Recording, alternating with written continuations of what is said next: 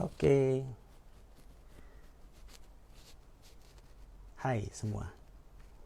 Jam 4 tepat di Charles Ghazali Action Cinema. And kita hari ini kedatangan seorang tamu yang istimewa. Setelah di episode-episode awal kita bicara dengan pendiri dari JCC Action Team. Lalu kemudian kedatangan tamu dari Julie Estelle, Vino Bastian, sampai selamat sore semua yang hadir. Mbak Yoke, apa kabar? Selamat sore. Inspirasi dari film Nada Untuk Asa hadir di channel ini. Terima kasih sekali buat semua teman-teman dan fansnya Jeffrey ini terutama yang pada udah hadir ya. Jeffrey di rumahnya. Ada yang nanya, Jeffrey-nya mana bang? Jeffrey di rumahnya. Oke, setelah Julia Estelle, lalu kemudian Vino Bastian, dan nanti akan ada Jota Slim juga. Hari ini kita kedatangan Jeffrey Nicole yang merupakan salah satu aktor muda yang punya bakat dan talenta yang sangat luar biasa. Dan dari pandangan kami di JCC Action Team sebetulnya punya bakat dan kemampuan terpendam dalam hal ilmu bela diri atau minimal memerankan karakter di sebuah film action. Ada Jonathan Ozo juga sudah hadir bersama Reza Hilman, itu dari timnya JCC Action Team ini. Yuhu Reza. Hai. Kalau Jonathan Ozo itu salah satu pendirinya. Kita masih nunggu Jeffrey ya. Oke, jadi buat semua yang nanyain Jeffrey-nya mana ya, harap menunggu Jeffrey-nya hadir. Sudah janjian, sudah ngobrol juga tadi pagi-pagi. Jadi pasti dia akan hadir kok. Saya cari dulu ya. Oke.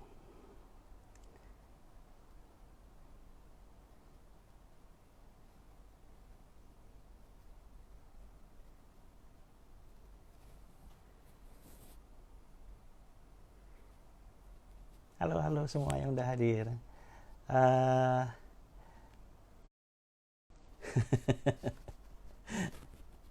Ada, oh iya dong, seger dong Ge. Udah kelar ini mau picture lock film Sobat Ambyar. Ya seger lah. Segera geser ke kamu kubur ya. GRX itu adalah salah satu penulis di Pabrik Fiksi yang merupakan rekanan kerja kala Magma Entertainment membuat proyek-proyek filmnya. Ada Bagus Bramanti yang juga ikut menyutradarai film Sobat Ambyar bersama. Terus ada juga Mas Asaf Antariksa. Ini yang minta request ada, tapi karena banyak coba saya lihat apa Jeffrey udah ada ya. Sorry ya Jeff kalau ada. Oh iya. Siap-siap. 3, 2. Ya. Halo Mas Charles, Halo. selamat sore. Apa kabar Jeff? Baik Mas Charles, apa kabar Mas? Baik, sorry ya. Soalnya yang minta diikut sertakan banyak sekali, gue jadi bingung. Aku tadi malah yang lupa minta request. Enggak apa-apa, enggak apa-apa. Apa kabar? Baik Mas, alhamdulillah baik. Baik. Iya. Selama di rumah?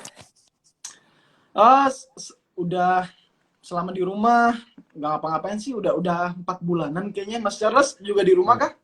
Iya, nih tambah bulat. Sama kita semua. Gelitik kanan kiri. Kita semua sih. Yes. Oke. Kita langsung mulai ya, karena tadi sebetulnya waktu lagi persiapan kita sempat ngobrol sedikit di pagi hari. Dari semua teman-teman yang gue bilang, silahkan lo kalau misalnya lo mau nanya juga ke gue, jadi nggak cuma kita yang nanya.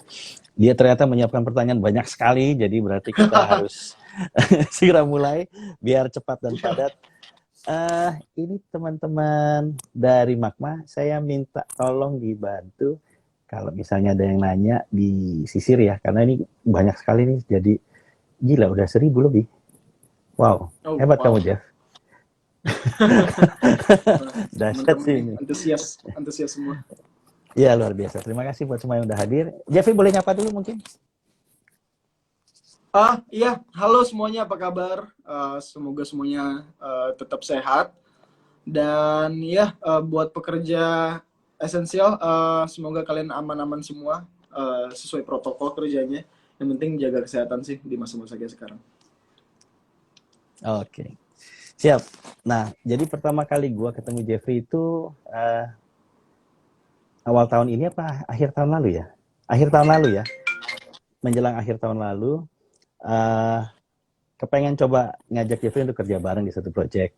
Karena sebetulnya kami itu di JCC selalu coba nyari talenta-talenta baru untuk kemudian misalnya kalau JCC itu fokusnya di action, ya tentu nyari talenta baru yang misalnya bisa main action. Tetapi kalau kita bicara dari sudut pandang kami di JCC, kayak juga misalnya Daniel Dokter misalnya yang ikut ada di Magma sebagai creative director, film action itu nggak selalu harus kemudian yang main itu adalah atlet bela diri. Karena menurut kami sebuah film kan tetap adalah bicara storytelling ya. Nah untuk itu tetap perlu aktor, sehingga kemudian nyari aktor, terutama aktor muda yang punya bakat itu yang kita lihat, misalnya bukan berasal dari atlet bela diri tapi kemudian punya talenta atau kemampuan yang mengarah ke sana. Jeffrey adalah salah satunya. Nah, jadi boleh cerita sedikit, Jeffrey itu mungkin kan sempat mau ini ya. Saya rasa kalau ngomong Jeffrey dari awal udah banyak orang tahu ya. Itu nggak perlu kita bahas dari itu. Tapi mungkin gue kepengen nanya soal Project Pikal yang sebetulnya sempat mampir di Jeffrey. Nah, pada saat lu dari aktor drama, anak muda, aktor romcom gitu, kemudian pindah ke Pikal, apa tuh yang kemudian membuat lu tertarik dan persiapan apa yang lu lakukan untuk transformasi itu? Pertama yang membuat tertarik untuk Project Pikal, karena itu biopik mas. Aku belum pernah sama sekali sebelumnya biopik. Dan itu tinju, salah satu olahraga yang emang aku suka dari dulu. Dan kedua, buat karakternya sendiri Om Eli, dia cukup unik, berasal dari timur. Kan jarang banget ada film Indonesia yang membahas soal orang timur. Jarang banget menurut aku. Kebanyakan lebih ke Jakarta sentris gitu loh film-film Indonesia menurut aku. Ngerasa nggak sih mas? Iya. Jadi menurut aku unik aja buat ngebahas orang-orang dari timur yang jarang banget sebenarnya ditampilin di layar lebar Indonesia. Dan ya itu sih. Dan kedua, dan selanjutnya buat persiapannya sendiri, harus berlatih sama petinju di Bulungan. Latihannya cukup keras, walaupun gak sekeras petinju aslinya. Mereka gila banget selama latihan. Bener-bener mereka bisa lari 15 km sehari dan turun 2 kilogram sehari. Itu baru dari lari doang loh. Lanjut lagi ke shadow boxing lanjut lagi, skipping lanjut lagi ke samsak lanjut lagi ke padding. Jadi bener-bener gila dedikasi mereka. Dan menurut aku, dari yang aku lihat dan ngobrol-ngobrol sama para petinju yang aku latihan bareng, tinju Indonesia menurut aku masih kurang diperhatiin sih mas, dari segi suplai vitaminnya, suplai proteinnya, karena kan petinju harus jaga kesehatan tubuhnya kan, apalagi proteinnya juga harus tercukupi untuk perkembangan ototnya. Dari situ aja mereka cerita pemerintah belum kasih belum kasih suplai buat mereka, yang seharusnya emang harus ditanggung sama negara. Masalahnya kan kalau mereka menang di kejuaraan lawan negara lain, yang ke bawah namanya kan Indonesia juga yang bangga. Jadi betul. kasihan aja menurut aku, mereka kurang diperhatikan sama pemerintah. Dan ya cukup menarik pokoknya tentang tinju. Dan ya gitu sih mas. Oke. Kalau kemudian, kan gue nggak tahu ya skripnya kemudian sampai sejauh mana. Tapi apakah ada persiapan pada saat kemudian membawakan Pikal, karena kalau mau dibilang sebetulnya buat yang nggak tahu, Elias Pikal itu adalah seorang petinju dari Indonesia yang namanya bahkan Yes. mendunia, dan gelar juaranya itu gelar juara dunia. Dia bahkan Yep. kemudian pernah melakukan pertandingan tinju di luar negeri kalau saya nggak salah, waktu itu di apa lawan petinju Jepang apa di Jepang gitu. Saya Yang di lupa Korea. itu di mana tempatnya, tapi pernah. Dan di Korea ya, petinju dari Korea. Korea lawannya ya. Korea. Ya. Jude Chun. Nah, pada saat itu kemudian, ya benar benar benar. Nah, pada saat itu kemudian terjadi, di masanya dia begitu diulu-ulukan. Dia tuh menjadi salah satu orang yang paling terkenal di Indonesia dan menjadi idola banyak orang, pahlawan bahkan boleh Yes. dibilang. Tapi Yep. kan kalau dilihat kenyataan hari ini, kalau melihat berita Pikal, di saat-saat akhir bahkan kemudian sampai cerita dia pada saat kemudian bekerja di sebuah klub gitu ya. Um, apa lu siap kemudian memerankan karakter satu secara umur? Jeffrey masih sangat muda, ya lu masih sangat muda. Lu apakah kemudian siap memerankan karakter itu yang kemudian pada saat dia akan terbang tinggi nanti itu kemudian ceritanya akan berubah dan jadi sedepresif yang pastinya kemudian sekarang kita kenal. Kalau kemudian lu merasa yakin, datang dari mana keyakinan itu dan apa yang lu lakukan? Sebenarnya pertama ya, buat perubahan cerita dari yang dieluh-eluhkan sampai ke masa masa suramnya. Menurut aku itu hal yang biasa sih di dalam kehidupan, dan jelas itu hal biasa juga di film, ups and downs kehidupan. Uh, udah pasti siap, karena emang itu kan realitanya. Dan buat masa suramnya sendiri aku pun ngalamin kan. Jadi nothing nothing to hide anymore gitu, nggak ada yang perlu diumpetin lagi karena emang aku juga udah ngerasain. Jadi emang eh, nggak ada alasan sih buat nggak siap. Hmm. Itu sih singkatnya gitu Oke, sih mas. oke. Satu pertanyaan lagi sebelum kita gantian. Um, apa yang kemudian lu ambil atau lu bawa dari hasil latihan lu yang kemudian tentunya digabung antara kesiapan fisik dan mental untuk membawakan karakter Pikal dengan kenyataan kemudian Pikal ternyata sampai hari ini belum bisa diproduksi, uh, saat lu kemudian menghadapi cobaan dalam hidup lu sampai kemudian lu ada di hari ini, apa yang bisa diambil dari yang itu, dari pengalaman sebelumnya? Oke, untuk dari Project Pikal sendiri, apa ya? Hmm, untuk dari segi project filmnya sendiri, itu passion project banyak orang. Hmm. Uh, Sangat disayangkan nggak jadi, dan aku minta maaf karena itu. Dan kalaupun emang jadi nanti mas, kalaupun emang ada kelanjutannya, aku nggak tahu sama sekali. Kalau buat sekarang, semoga nanti akan berjalan lebih lancar lagi, nggak ada kendala, dan try to move on aja sih, buat ikhlasin apa yang udah terjadi di belakang, dan keep moving forward aja. Nggak ada waktu buat menyesal sih. Belajar dari apa yang udah aja, buat aku ya, kayak gitu sih mas. Oke, pegang terus itu. Karena Ya. kan ada orang bilang what doesn't kill you will only make you stronger. Dan kalau menurut gua, setiap manusia itu pasti akan mengalami ups and downs, dan kalau kemudian saat misalnya kita perlu memilih untuk berbuat kesalahan, gue prefer melakukan itu di saat gue muda sehingga kemudian masih punya waktu banyak untuk memperbaiki dan membuat itu menjadi sebuah kekuatan. So, setuju, maju terus. Siap, thank you mas. Silakan gantian, mau nanya yang mana Oke. dulu? Jadi aku ada beberapa pertanyaan buat Mas Charles. Iya. Lebih banyak ke pertanyaannya, lebih ke related ke directing sih. Untuk pertanyaan yang pertama, Berarti pengen jadi buat director satu hari ya? ada ketertarikan sih Mas, tapi belum tahu Amin, jalannya amin, gimana. amin. Semoga.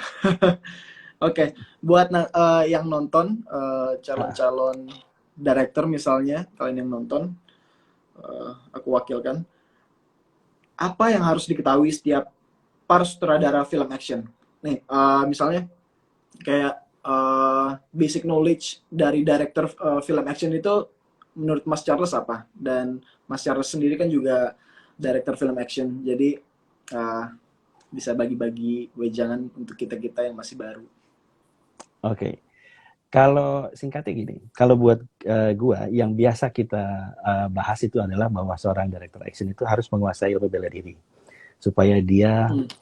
dekat dengan dunianya, karena director yang Yep. jujur itu adalah director yang kemudian bisa menceritakan atau menggambarkan sesuatu yang dia kenal. So, pengenalan dengan ilmu bela diri itu adalah satu keharusan sebagai seorang action director yang baik ya, gitu. Bahwa director yang bisa membuat film action belum tentu bisa kita sebut sebagai action director.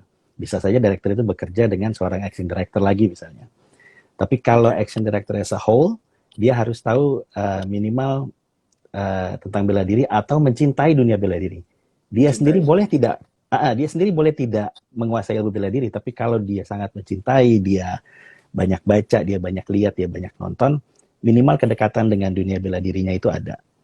Kedua, director bela diri yang bagus itu atau director film action yang bagus itu perlu tahu ritme, perlu tahu ritme. Ritme. Sehingga kemudian dalam bikin action itu juga tidak melulu hanya gedebak dan gedebuk. Karena kalau kita ibaratkan gedebak-gedebuk itu kayak misalnya bunyi gendang, kan juga monoton ya kalau dengar lagu bunyi gendangnya cuma dang, dang, dang, Iya. dang. Tapi kalau dia dang, dang, dang, dang gitu loh, itu aja udah beda tuh. Hmm. Nah, Iya. ritme itu jadi penting dalam membuat sebuah adegan action. Dan kalau kita bicara film, kembali lagi film is about storytelling. So, director film action menurut gua tetap harus mengerti soal penulisan skenario atau minimal memahami sebuah skenario dengan baik, lalu mengerti kemudian atau mempunyai kemampuan untuk menceritakan ulang apa yang ada di dalam skenario itu di dalam bahasa gambar. Karena kenapa gue tertarik dengan lu gitu salah satunya, karena lu kan berangkat dari aktor keaktoran, bahwa uh, karakter-karakter yang lu mainin oke gitu loh. Misalnya ini masih film drama romcom gitu atau remaja. Tapi gue pernah dengar bahwa lu kemudian ngomong ke produser, gue minta dong film yang sesuatu yang berbeda. Gue suka main romcom, tapi kemudian kasih juga gue kesempatan untuk berkembang. Nah, pemain yang kemudian gue dengar bisa minta begitu ke produser, itu adalah pemain yang kemudian punya passion, punya kemampuan dan kemauan untuk belajar, dan kemudian mengembangkan diri. Itu penting dalam sebuah diri seorang aktor atau filmmaker. Nah, jadi pada saat kemudian kita bicara film action, berarti karakter yang berkelahi itu sendiri perlu punya ruang untuk diceritakan, sehingga yang nonton itu kemudian bisa peduli pada saat jagoannya itu kena pukul, kena tendang. Kalau enggak, orang hanya akan melihat bentuk gerakan dan tidak Iya. merasa terbawa dan peduli dengan apa Empati. yang ada di gambar, Iya. sehingga kemudian Yep. kita bukan nonton film, tapi kita nonton pameran gerak bela diri gitu loh. Itu Iya. beda kalau menurut gua. Nah, itu beberapa tiga dasar utama sih menurut gua kalau soal itu. Kalau soal film seorang director action. Detailnya satu lagi mungkin perlu tambahan, kalau yang zaman sekarang minimal perlu paham soal editing dan camera work Editing. gitu, Oke, karena itu editing menarik dan nih. camera work, karena lagi-lagi ritme itu digarap di editing gitu. Kayak Iya. ini kalau ngomong film yang sekarang lagi gua kerja ini, film almarhum Didi Kempot, Sobat Ambiar, ini udah kelar Yep. editingnya sampai akhir. Lalu kami kemudian tetap masuk ke satu fase di mana Rian Purwoko, seorang editor profesional, itu mengambil alih editing dan merubah ritmenya. Dan begitu dirubah, itu Oke. ritme ceritanya langsung jauh lebih lancar.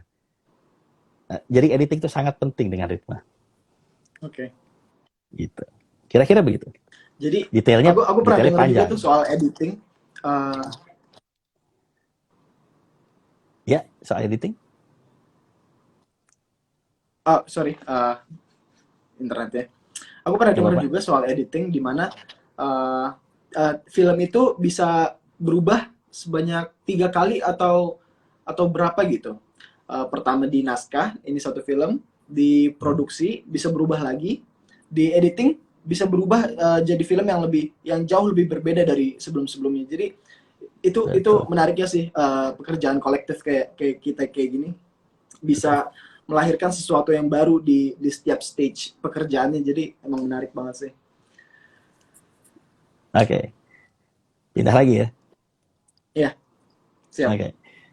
Kalau kemudian pindah lagi ke gua, hmm, kalau pertanyaan gua misalnya nih, uh,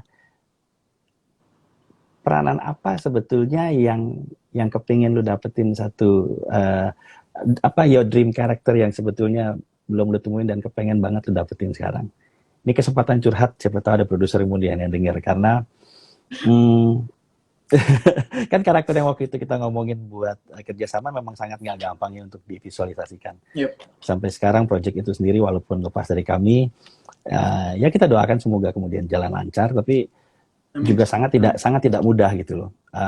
Banyak sekali tantangannya kalau misalnya bicara kayak teman-teman yang kemudian memproduksi Gundala gitu. Itu gue tahu tantangannya sangat nggak mudah. Nah, Pasti. lu sendiri pada saat lu kemudian kalau ditanya dan boleh punya cita-cita, dream character seperti apa yang sebetulnya belum lu dapetin dan pengen banget lu kerjain? Dream character ya. Sebenarnya kalau buat dream character sendiri, wah banyak sih mas. Tapi salah satunya sesuatu yang bisa, pertanyaan berat sih sebenarnya. Man, dream character. Tipe karakternya kah atau dampak dari karakternya itu mas, kalau boleh aku tahu? Dua-duanya boleh. Dua-duanya boleh. Karena Dua-duanya boleh. karakter yang kuat pasti punya dampak ke penontonnya. Itu hampir sama sebetulnya. Kalau kita ngomong, misalnya Tom Hanks main Forrest Gump, kan karakternya unik dan menarik ya. Seorang karakter yang kayak autis, tapi kemudian punya kemampuan luar biasa yang bahkan menginspirasi orang. Nah, pada saat Tom Hanks memainkan itu dengan baik, filmnya pun kemudian berbicara ke banyak penontonnya. Dari generasi ke generasi bahkan. So, menurut gua dua-duanya punya kedekatan. Oke. Kalau buat karakter impian aku sebenarnya karakter yang nggak jauh. Aku punya impian mainin karakter yang nggak jauh dari dunia nyata gitu, yang nggak pretentious karakternya, yang nggak dibuat-buat secara penulisan, secara dialog, dan yang nonton pun bisa ngerasa deket gitu, bisa jadi karakter itu bisa mewakilkan orang-orang yang nonton, entah karakternya personality-nya kayak gimana, bebas asalkan emang karakternya itu nggak pretentious sih mas. Kadang aku nonton film atau series, kadang ngeliat ada karakter yang kayak terlalu dibuat-buat gitu, secara dialog, secara penulisan, secara habitnya. Jadi nggak ngerasa kedekatan sama karakter itu. Dan iya, impian aku sih mainin karakter yang emang real gitu, yang nggak dibuat-buat jadinya. Kayak gitu sih mas. Oke. Gue kepengen komen satu hal. Salah satu kelebihan dari lu seharusnya menurut gue, kalau lihat dari kemarin kita ketemu ngobrol dan apa yang gue tahu dari lu sekarang, salah satu kelebihan lu adalah lu punya kekuatan untuk bersabar dan punya ketekunan untuk kemudian misalnya melakukan sesuatu. Tahan banting kalau orang bilang. Contohnya gue ngelihat lu bisa melalui cobaan lu yang kemudian datang dengan cukup baik ya. Gue ngelihat lu cukup tenang dan cukup bijak dalam kemudian menyikapi keadaan itu. Tapi kalau mau yang lebih real, menurut gue belum pernah lihat ada aktor yang punya kesabaran dan kekuatan serta ketekunan untuk ngelayanin fansnya di Twitter atau di IG sesering lu sih. Gila, gue salut, luar biasa itu. Itu luar biasa kata gue. Gak ada yang sesabar dan setekun lu dalam kemudian. Ini lihat ya, dari tadi nih, gue Iya. sambil baca ini yang pada komen gitu, gila ini begini banyak dan kemudian variasi dari celotehan dan ininya. Ini mau ada yang misalnya minta disapa, lu sapa satu gak sapa yang lain kan repot. Oke. Ini sudah 2.000 sekarang. Ini luar biasa, Wow. tiba-tiba hari-hari IG live ini belum pernah segini dalam waktu kurang dari 25 menit kemudian sudah 2.000. Nah, gue ngebayangin kalau lu kemudian tiap hari, lu kan tiap hari ya ngelayanin itu gitu. Nyari konten, bikin celetukan atau kemudian ngangkat sesuatu. Men, gue bilang itu luar biasa sih. Akan sangat menarik melihat pada saat lu udah nyampe di satu usia yang kemudian mapan, lalu kemudian punya pemikiran yang jauh lebih serius, tapi lu tetap menjalani ini gitu, berbicara dengan banyak orang. Materi yang kemudian akan jadi bahan pembincangan lu itu menurut gue akan menarik. Gitu. Itu satu hal yang justru membuat gue semakin tertarik gitu loh. Untuk kemudian mudah-mudahan kita bisa kerja bareng satu hari. Amin. Amin. Semoga. Pindah dulu sekali, abis itu baru ke lu lagi. Wah, ya. By the way, emang iya banyak banget yang komen dari tadi. Ada temanku Daniel Topan. Halo. Ada pelukis juga Michael Ryan Satria. Berbakat dia. Ada Atika. Halo Atika, apa kabar? Oke, aku pindah pertanyaan ke Mas Charles ya. Silahkan. Okay. Salam juga dari Cicio, Manasero. Oh, Cicio. Iya, Cicio apa kabar ya? Udah lama gak ketemu dia. Masih terus berlatih. Oke.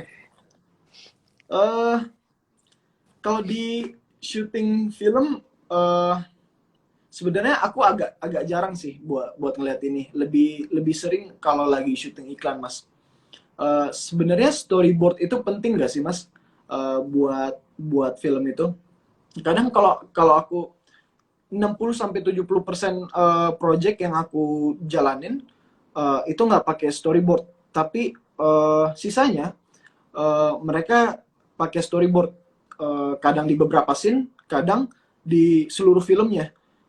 Jadi apakah storyboard itu penting untuk filmmaking atau enggak, Mas?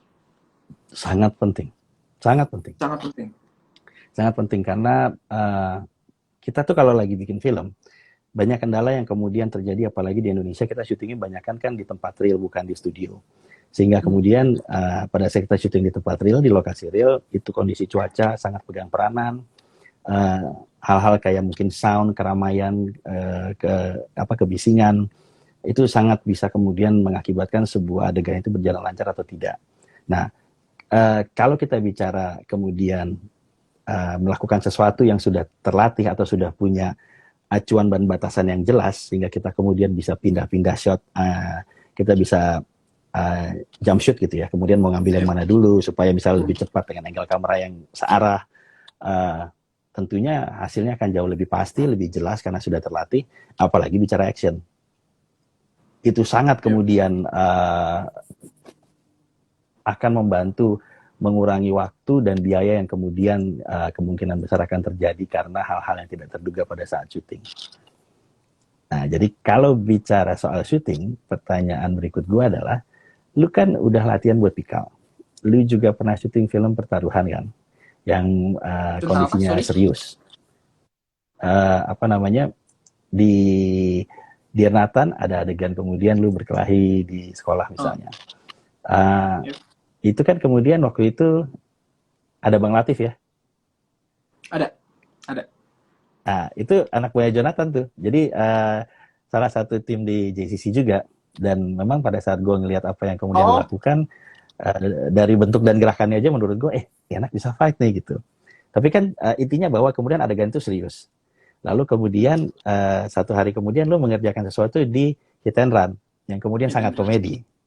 Yep. Tapi gue yakin pasti kerjanya akan jauh lebih repot Hit and Run daripada yang terjadi di Nathan misalnya. Betul.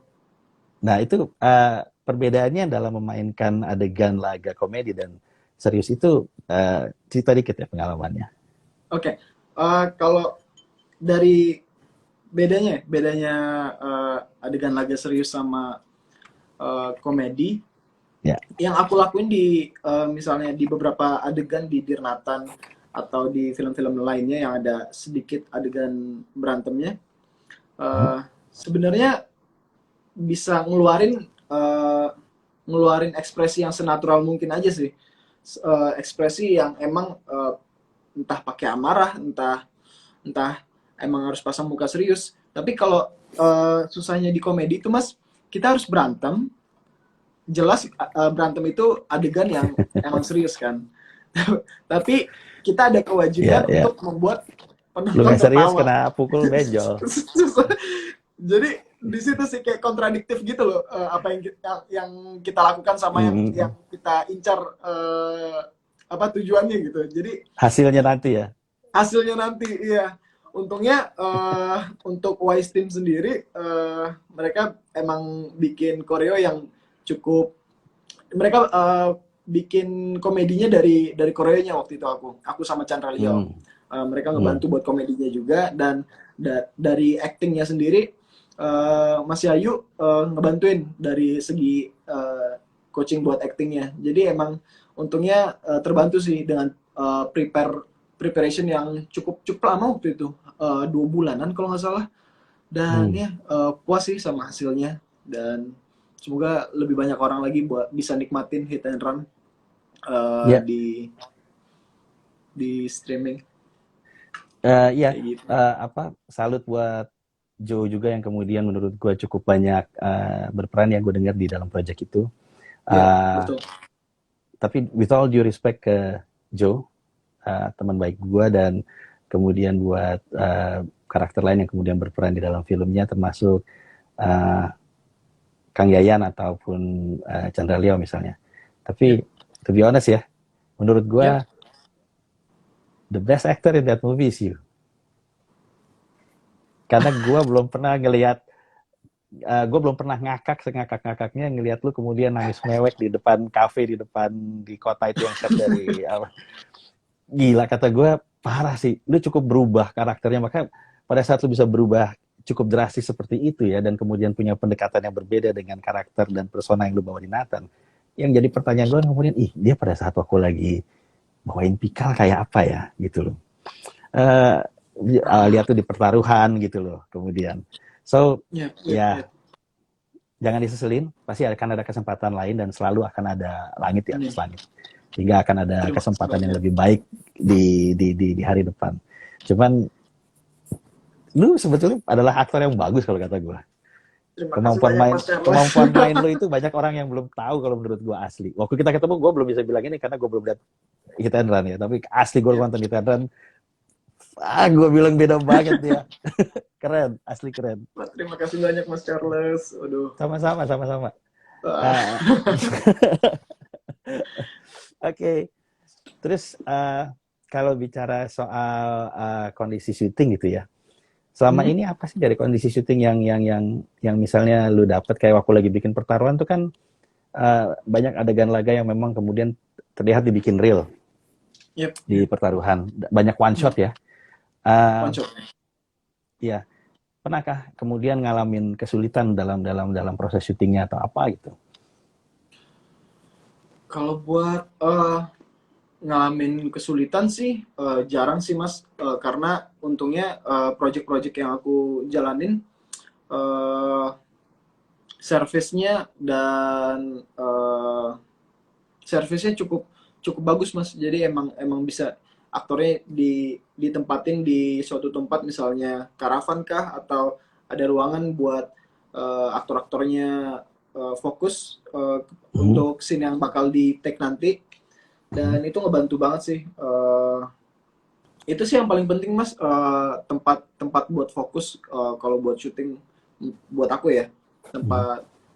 Tempat yang dimana aktornya bisa bisa fokus sama pikirannya, bisa bicara atau bercanda-canda mungkin, karena bercanda-canda buat ngurangin ketegangan juga kan. Ya, Dan ya. waktu di Hit and Run juga aku sama Bang Jo sama Bang Chandra selalu bercanda di karavan. Mereka nyiapin karavan buat para pemainnya. Di sana kita bercanda-canda, ngurangin ketegangan, buat bangun chemistry lagi, dan akhirnya kelihatan sih di filmnya chemistry-nya cukup kuat menurut aku di Hit and Run, karena kebersamaan yang kita jalin selama syuting, karena kita ditempatin di karavan, emang kita ketemu setiap hari, setiap saat hampir 24 jam di karavan bareng-bareng itu suatu hal yang apa ya, bisa bikin kita fokus ke project ya. Tempat service yang bagus untungnya. Jadi kalau kesulitan sendiri jarang aku nemuin. Nggak ada luka atau apa pada saat waktu lagi syuting adegan laga? Belum pernah? Oh, kalau buat itu ada adegan di Hit and Run di mana bagian private aku ditendang sama Julia Simone. Ya. Iya. Di situ di dua atau 3 take pertama itu nggak pakai padding, tapi tahu sendiri kan Kak Julia Simone itu atlet BJJ yang emang tenaganya besar sekali. Jadi walaupun pakai padding kayaknya nggak ngaruh deh paddingnya kalau bagian private ditendang sama Kak Julia Simone. Jadi itu sih itu meringis banget sih setelah adegan itu. Dan akhirnya Mas Ochai sutradaranya dia kasih aku buat nggak apa-apa, tutupin pakai tangan aja, pegang sekuat tenaga. Jadi ya, jadi tetap nggak ngaruh sih Julia Simone yang nendang. Itu kena bener ya? Nggak kemudian pakai tipuan ini, misalnya kayak posisi sehingga kemudian kayak kena gitu loh. Apa memang sebenarnya mau bener?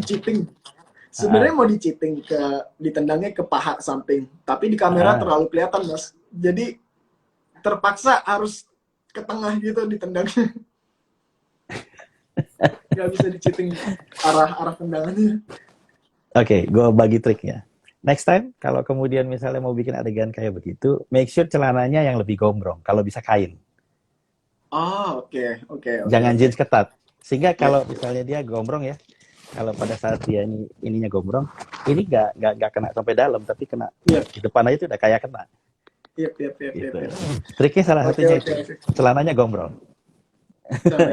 Siap. Terima kasih Mas Charles. Ya, biasa bikin sinetron dulu sebelum ke film, jadi banyak trik yang kemudian harus kita lakukan karena soal budget. Itu juga kadang-kadang yang memang mungkin jadi banyak concern orang ya. Mungkin kalau kita sempat mungkin ngobrol dulu tanya soal, lu kan pernah nanya, kalau misalnya laku lagi syuting terus kemudian aktornya ada yang luka, kondisi kayak gitu sebetulnya idealnya gimana? Ya, kalau gue sebagai director, idealnya ya kemudian kalau ada yang luka ya berhenti. That's it. Gitu, berhenti. Kalau lukanya nggak parah sih jalan terus, tapi kalau parah ya berhenti. Dan itu kami lakukan di beberapa kali kesempatan, sampai yang terakhir waktu lagi bikin film Juara sama Bisma Karisma dari Smash. Itu rencana dari 3 hari syuting, 1 part fight ending di atas gedung apa itu? CTC. Di hari kedua, dari 4 hari rencana, hari kedua itu Bisma waktu lagi roll belakang, tiba-tiba nggak kontrol sehingga kemudian bukannya roll, badannya jatuh lurus kayak jatuh begitu sehingga kepalanya tuh kena semen, kena semen. Dan ya gedung lantai, dia berapa lantai ya? 14-13 lantai gitu kan, berarti konkritnya kan akan tebal sekali tuh. Jadi itu yang kalau jatuh tuh kenanya kenceng tapi nggak bunyinya cuman dek gitu. Cuman langsung benjolnya tuh gila segini, gede banget gitu. Nah, ya langsung berhenti, syuting berhenti. Kita sebagian produsernya juga, kakak gue si Linda nggak tidur, dan begitu pagi ya rumah sakit buka langsung MRI. Kalau hasil MRI kemudian mengatakan dia tidak boleh bergerak dan tidak boleh syuting, ya sudah gitu loh, berarti nggak syuting. Kita akan coba lakukan cara apapun untuk switch schedule atau bagaimana caranya. Tapi kan itu idealnya. Dan pada saat kami melakukan itu di Juara, hasilnya dari 4 hari syuting ending itu hanya keambil sekitar 2,5 harian. Kita lepas 1,5 hari dengan geser schedule. Dan kemudian fightnya jadi lebih pendek, dan banyak yang bilang ini fightnya bagus tapi kok pendek banget ya. Masalahnya kondisi itu tidak ada di tangan sutradara pada saat kita kemudian mengatakan hari ini mau break apa enggak. Karena itu kemudian nyangkut ke budget dan biasanya yang bicara itu adalah produser. So, lu kalau tanya idealnya gimana, berarti harusnya orang yang siap bikin action itu mesti siap dengan berbagai macam kendala yang menyebabkan mereka harus punya biaya serep untuk kemudian mengatasi hal seperti ini. Kita bikin film, lu bikin film biasanya satu produksi film berapa hari? 2 minggu sampai 1 bulan sih Mas, rata-rata. Rata-rata ya. Gua syuting paling lama itu ya 1 bulan lebih dikit, itu paling lama. Merantau, Iko Uwais punya film pertama, syuting sama Gareth Evans. Itu ending scene-nya aja yang di Tanjung Priok 21 hari. Satu scene. 21 hari satu scene. Coba tanya Iko. Coba tanya Iko kemudian kalau ngomong The Raid 2, itu syutingnya kalau gua nggak salah dengar itu 6 sampai 7 bulan. Shooting days. Gila. Belum hitung persiapan mereka yang bisa setahun. Maka hasilnya juga luar biasa. Itu yang memang kemudian kalau orang bilang budget nggak bohong ya itulah. Budgetnya memang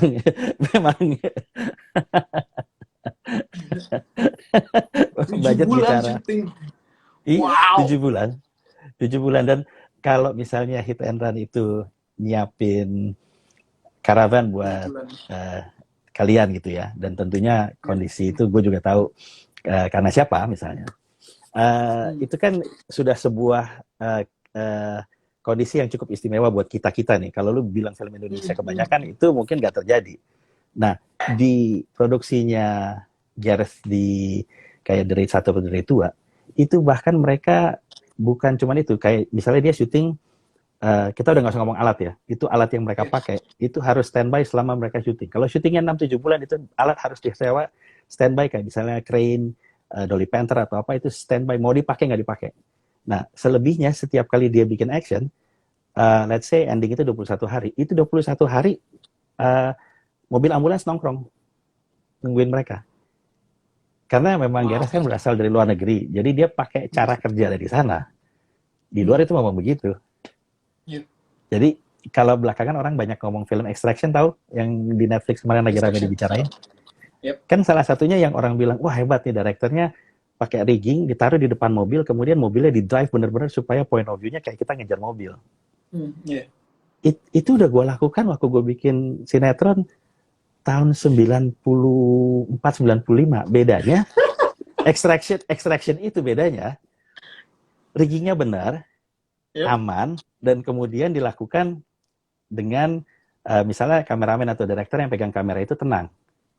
Gua waktu itu karena gua punya direktur minta shot itu tapi nggak kemudian bisa kita lakukan karena nggak punya alatnya, gua diikat di depan mobil Jeep yang biasa dipakai buat narik diesel, itu pakai tali-tali buat seling.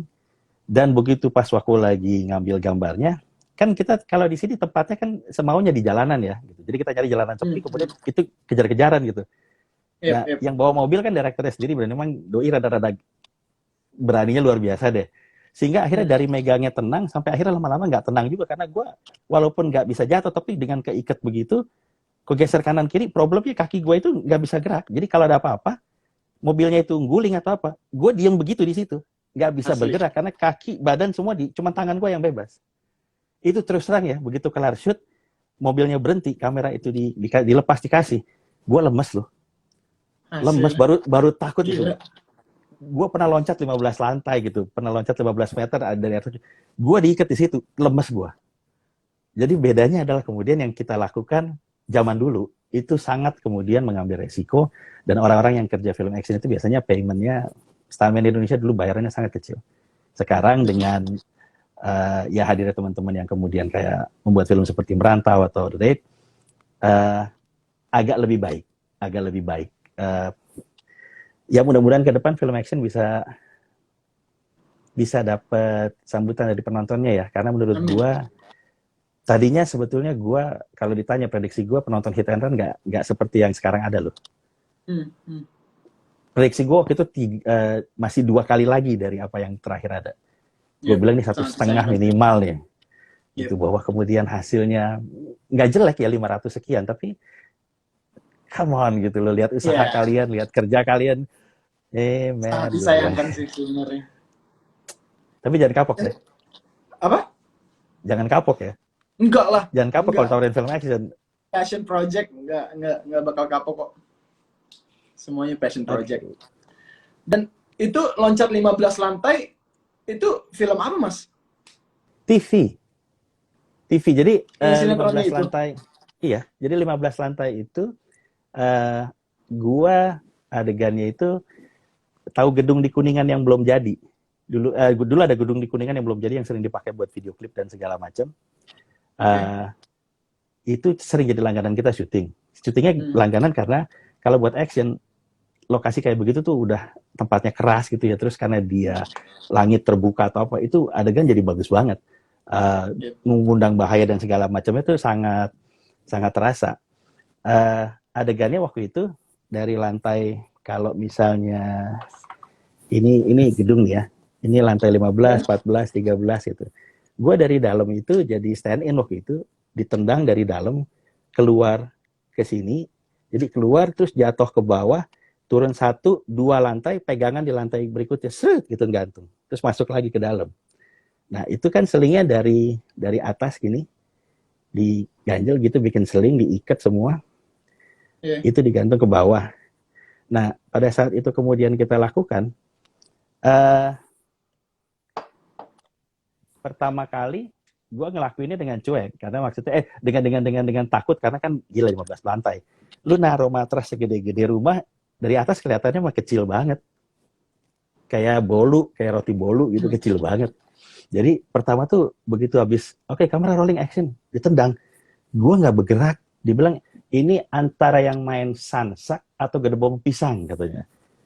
Jadi gue punya tim action waktu itu, teriak bilang, goyang dong lah, gimana sih? Dia bilang. Gue bilang, emang film dangdut goyang? Kaget, tapi kayak gedebong pisang. Dia bilang, kalau nggak sansak dikata dilempar, reaksi dong. Ntar dulu takut kali, gue bilang. Nah setelah gue tahu memang di Ayun itu kemudian aman karena pakai seling yang tebel, yang gede banget itu selingnya, take kedua atau ketiganya bagus bergerak. Nah begitu bergerak, saat take kedua ketiga bagus, satu kali mau ngambil kamera dari bawah. Nah lantai 15 itu mindahin barang kan lama ya, sehingga untuk menghemat waktu, udah itu shotnya nanti aja, kita syuting yang lain dulu, udah kelar syuting, udah kelar, terus mereka pindah. Nah itu menjelang pagi, sambil nunggu pindah gue bengong begini. Nah begitu begini, tahu-tahu dari bawah teriak, Cak udah kelar Cak, gitu, di bawah siap. Oke, dari dalam udah siap-siap, gue begini, begitu rolling action, gue lari, gue lompat ke depan, pegangan di tali itu, gue pikir tinggal ngayun. Masalahnya gue lupa, karena gue sempat ketiduran, fisik gue tuh nggak siap. Begitu gue lompat, kalau ini tali tambang yang misalnya gue pegang, ini tali tambang misalnya ya, itu dari pegangan gue, begitu gue ngayun, kan malam berembun ya, jadi basah talinya. Gue nggak ngeh lagi tuh. Tangan gue begitu gue ngayun ke depan, geser kira-kira dari tali segini nih. Cuma segini geser. Shit. Kalau begini sih lain, kalau begini lain ya. Ini cuma begini gesernya nih. Set, gitu. Tapi terus terang, itu geser segitu. Itu jantung gue adanya di bawah sana. Jadi begitu udah ngayun keluar, kan mestinya masuk balik loncat. Itu latihan semua gue lakukan dengan merem mata juga bisa. Itu begitu dia geser segini sedikit, set, itu sampai kelar udah cut, mesti ada yang lari bantuin gue megang, karena gue begini nggak berani lepas, begini terus, ini begini. Itu langsung takutnya nggak ketulungan. Bedanya itu, dan itu dulu kita lakukan senekat itu cuman karena supaya kita bisa beda. Bisa beda. Budgetnya soalnya nggak beda. So to be different, we need to take more risk. Pada saat dulu tuh gitu. Satu hari mudah-mudahan gue bisa bikin film tentang kondisi kerja di Indonesia sih. Karena kita kalau syuting sama orang bule di luar, ini kita langsung nggak boleh syuting. Secara insurance kita udah nggak lolos. Tapi ya, lihat bahwa kemudian Indonesia tetap menjadi salah satu pangsa pasar dari industri film yang justru di-consider maju di Asia Tenggara atau di Asia. Bahwa kemudian passion dari orang-orangnya untuk terus berkarya dan bikin film itu nggak berhenti dengan kondisi yang ada. Kita tuh punya kelebihan eh, kalau orang bilang Integritas. integritas bisa dibilang begitu, tapi kadang-kadang juga bisa bilang yang penting kemudian gaya. Karena perut lapar, tapi yang penting kaya atau tampil, kita berkarya lapar entar dulu deh Yep. belakangan, yang penting pokoknya gue bikin film gitu. Bikin film dulu. Iya betul. Betul, betul, betul, betul, betul, betul, betul. Yang pertama kali bawa lu sampai ke film apa aja?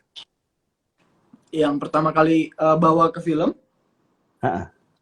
ke industrinya atau nonton film? Ke industrinya, ke industrinya. Ke industrinya. Eh Sebenarnya kebetulan aja sih Mas. Dulu waktu aku masih zaman-zaman casting, sebenarnya yang aku incer itu eh project kayak sekedar iklan, sekedar tampil tampil di FTV, sekedar bisa itu aja. Tapi ada satu casting di mana aku dapat tawaran casting. Pertama kali dapat tawaran casting film Pertaruhan. Mhm. Itu beruntung banget sih, beruntung, tapi aku nggak percaya diri waktu itu, nggak percaya diri. Jadi di minggu pertama casting itu aku nggak ambil karena gue casting casting iklan, casting sinetron aja nggak pernah dapet, apalagi film gitu. Dan untungnya mental aku waktu itu nggak pede. Di minggu selanjutnya mental aku udah berubah, kayak mental nothing tulus, nggak bisa hilang apa-apa. Jadi ya udahlah, lakuin aja. Gua I have nothing tulus. Dan aku datang ke casting itu bareng temen aku dan ngelihat semua semua yang casting gagah-gagah. Agak sempet ciut sih sebenarnya lihat cowok-cowok gagah casting di situ. Apalagi aku masih SMK kelas 2 waktu itu. Masih SMK kelas 2, jadi masih cute banget gitu. Dan untungnya aku punya mental, kelebihan aku mungkin mental nothing tulusnya itu kali ya. Jadi aku keluarin apa yang aku punya di depan kamera pas casting, dan alhamdulillah Mas Kristo dan Mas Adi, produser dan sutradaranya, suka dengan apa yang aku kasih. Dan di minggu kedepannya aku dikasih kesempatan buat screen test lagi di kantornya mereka. Dan alhamdulillah itu sih yang bikin aku, yang ngebawa aku ke film sampai sekarang saat ini. Jadi benar-benar dengan apa yang terjadi di film sekarang, kan perjuangannya tetap nggak gampang ya. Dari soal kondisi kontrak sebelum lu kemudian pindah ke manajemen baru, kemudian film-film yang lu ambil yang juga butuh perjuangan dalam misalnya mendekatkan diri ke karakter yang cukup berat. Nyokap gimana, Jeff, kalau gue boleh nanya? Nyokap, alhamdulillah nyokap selalu support 100% apapun yang aku lakuin di industri film. Dia nggak pernah yang larang ini itu apa segala macam. Kalau aku misalnya aku harus syuting di luar kota selama lebih dari berminggu-minggu lah, antara nyokap ikut atau enggak pun nyokap gak masalah gitu. Yang penting aku fokus dengan apa yang aku lakuin dan bisa ngasih hasil yang terbaik sih ke projectnya. Nyokap bener-bener suportif. Nggak pernah khawatir dia ngelihat anaknya kemudian ya kalau misalnya kita bicara satu hari kita kolaborasi di sebuah film action, kalau lu dengar cerita gue tadi, gue nggak akan segila itu sih. Kemudian kondisi syuting pasti sekarang jauh lebih baik. Tetapi kira-kira apa ya yang kemudian, apa nyokap lu bisa tenang-tenang aja ngeliat lu kemudian ada di sebuah project yang begitu keras gitu? Oke, kalau buat bahaya kondisi syuting sih, nyokap gak pernah komen apa-apa sih. Kalau misal aku ceritain ada kejadian ini, kejadian itu di lokasi syuting. Bahkan waktu syuting Pertaruhan pun nyokap datang di adegan biliar, di mana itu adegan fighting. Salah satu fighternya loncat dari meja biliar ke tanah, nggak tinggi sebenarnya, dari meja biliar ke tanahnya, ke lantainya. Dengkulnya geser. Terus eh ngelihat nyokap ngeliat itu kan, nyokap ngeliat itu, aku ngeliat itu, nyokap pun biasa aja, nggak kasih komentar apa apa, nggak yang kayak nggak yang kayak bang, nggak usah ya kalau kalau ada ganap kayak gitu, nggak usah dilakuin ya, nyokap nggak ada komentar sama sekali kayak gitu. Jadi ya emang udah apa ya, nyokap tuh mentalnya yang kayak dah lakuin aja lah, nggak apa-apa. Yang penting aku bisa ngasih hasil yang terbaik gitu. Resiko resiko kayak gitu kan sebenarnya udah biasa di di syuting film kan, jadi emang benar-benar suportif, nggak ada kekhawatiran sih selama ini ya. Oke, kalau gitu pertanyaan berikut menjelang walaupun waktu sudah sangat mepet nih. Cepat aja ya, satu. Kira-kira saat apa lu siap untuk memerankan karakter antagonis yang memang benar-benar jahat? Udah siap dari tahun kedua aku di film sih mas sebenarnya. Udah ngarep Sebenarnya malah ya? udah apa, Udah ngarep malah. iya udah bener-bener udah ngarep peran antagonis, soalnya kan selama ini wow Ini apa tuh. adalah konsep poster dari salah satu project yang ada di Magma. Judul sementaranya Perang Tanding, dan salah satu dari tiga itu adalah lu. Oh, yang Tapi yang mana memang tuh mas? kita agak rubah karena harusnya lu memerankan karakter yang jauh lebih tua dari lu. Tapi kalau Oh lu lihat sebetulnya wow, kontur muka dan rambutnya ada yang mirip satu. yang tengah itu ya. Iya. Yang Wow, ini yang di belakang yang paling kiri itu Vino. iya yeah, ini mirip banget mas Vino. Yang kanan siapa Dan mas? harus eh tadinya harusnya ini memang karena sekarang proses proyeknya memang masih kemudian nyari budgetnya belum dapat. Tapi waktu lagi dari pembicaraan awal harusnya itu adalah Chico Jericho. Wow, wow gila, aku merasa terhormat bisa bisa ada, Mudah-mudahan ya. semoga Judulnya Perang amin. Tanding, dan bersama dengan proyek itu salam dari Daniel Dokter. Karena ide penggagas awalnya adalah Daniel Dokter. Mas Daniel dokter ya, salam Siap. balik ke Mas Daniel. Oke. Ini waktu Wow, tinggal kurang dari 3 menit. Berarti, oh iya satu lagi. Semoga waktu mengizinkan. Itu di ujung ada ini, Widyawati. oh wow, Itu gila, memang dream project kita yang passion masih kita project ya, kejar. dream project. Iya. Robert Roni, yuk bikin yuk. Gue ngejarnya ke Oh, Roni, ke Robert Roni. skripnya Mas Robert Roni ya. Roni pernah nulis draft ketiganya, tapi draft 1-2-nya ditulis sama Bagus Bramanti, dan setelah draft 3 yang dipegang Roni nanti akan balik ke Bagus. Ya, cuman memang semoga budgetnya Semoga dari investornya sangat nggak mudah. Waktu sudah hampir ya selesai. pasti. Jeff, silahkan ini say thank you ke lu punya fans deh yang luar biasa banget ini, udah hadir 2000 lebih, luar biasa. Wow, oke. Halo semuanya, terima kasih udah nonton live aku bareng Mas Charles Gozali. Semoga bisa menghibur kalian, semoga ada insight baru buat kalian tentang dunia perfilman, khususnya action. Dan buat Mas Charles, terima kasih udah ngajakin ngobrol-ngobrol santai Sama-sama, sore ini. sama-sama. Semoga kita bisa ada kesempatan buat di project Amin. selanjutnya. Pokoknya Amin, stay amin, safe amin. semuanya. Stay safe Mas Charles. Salam ke Cilinda. Dan ya, salam ke Siap. semuanya. Semoga sehat. Salam juga dari Kang Cecep, Arif Rahman, dan Jonathan Ozo dari JCC Action Team ya.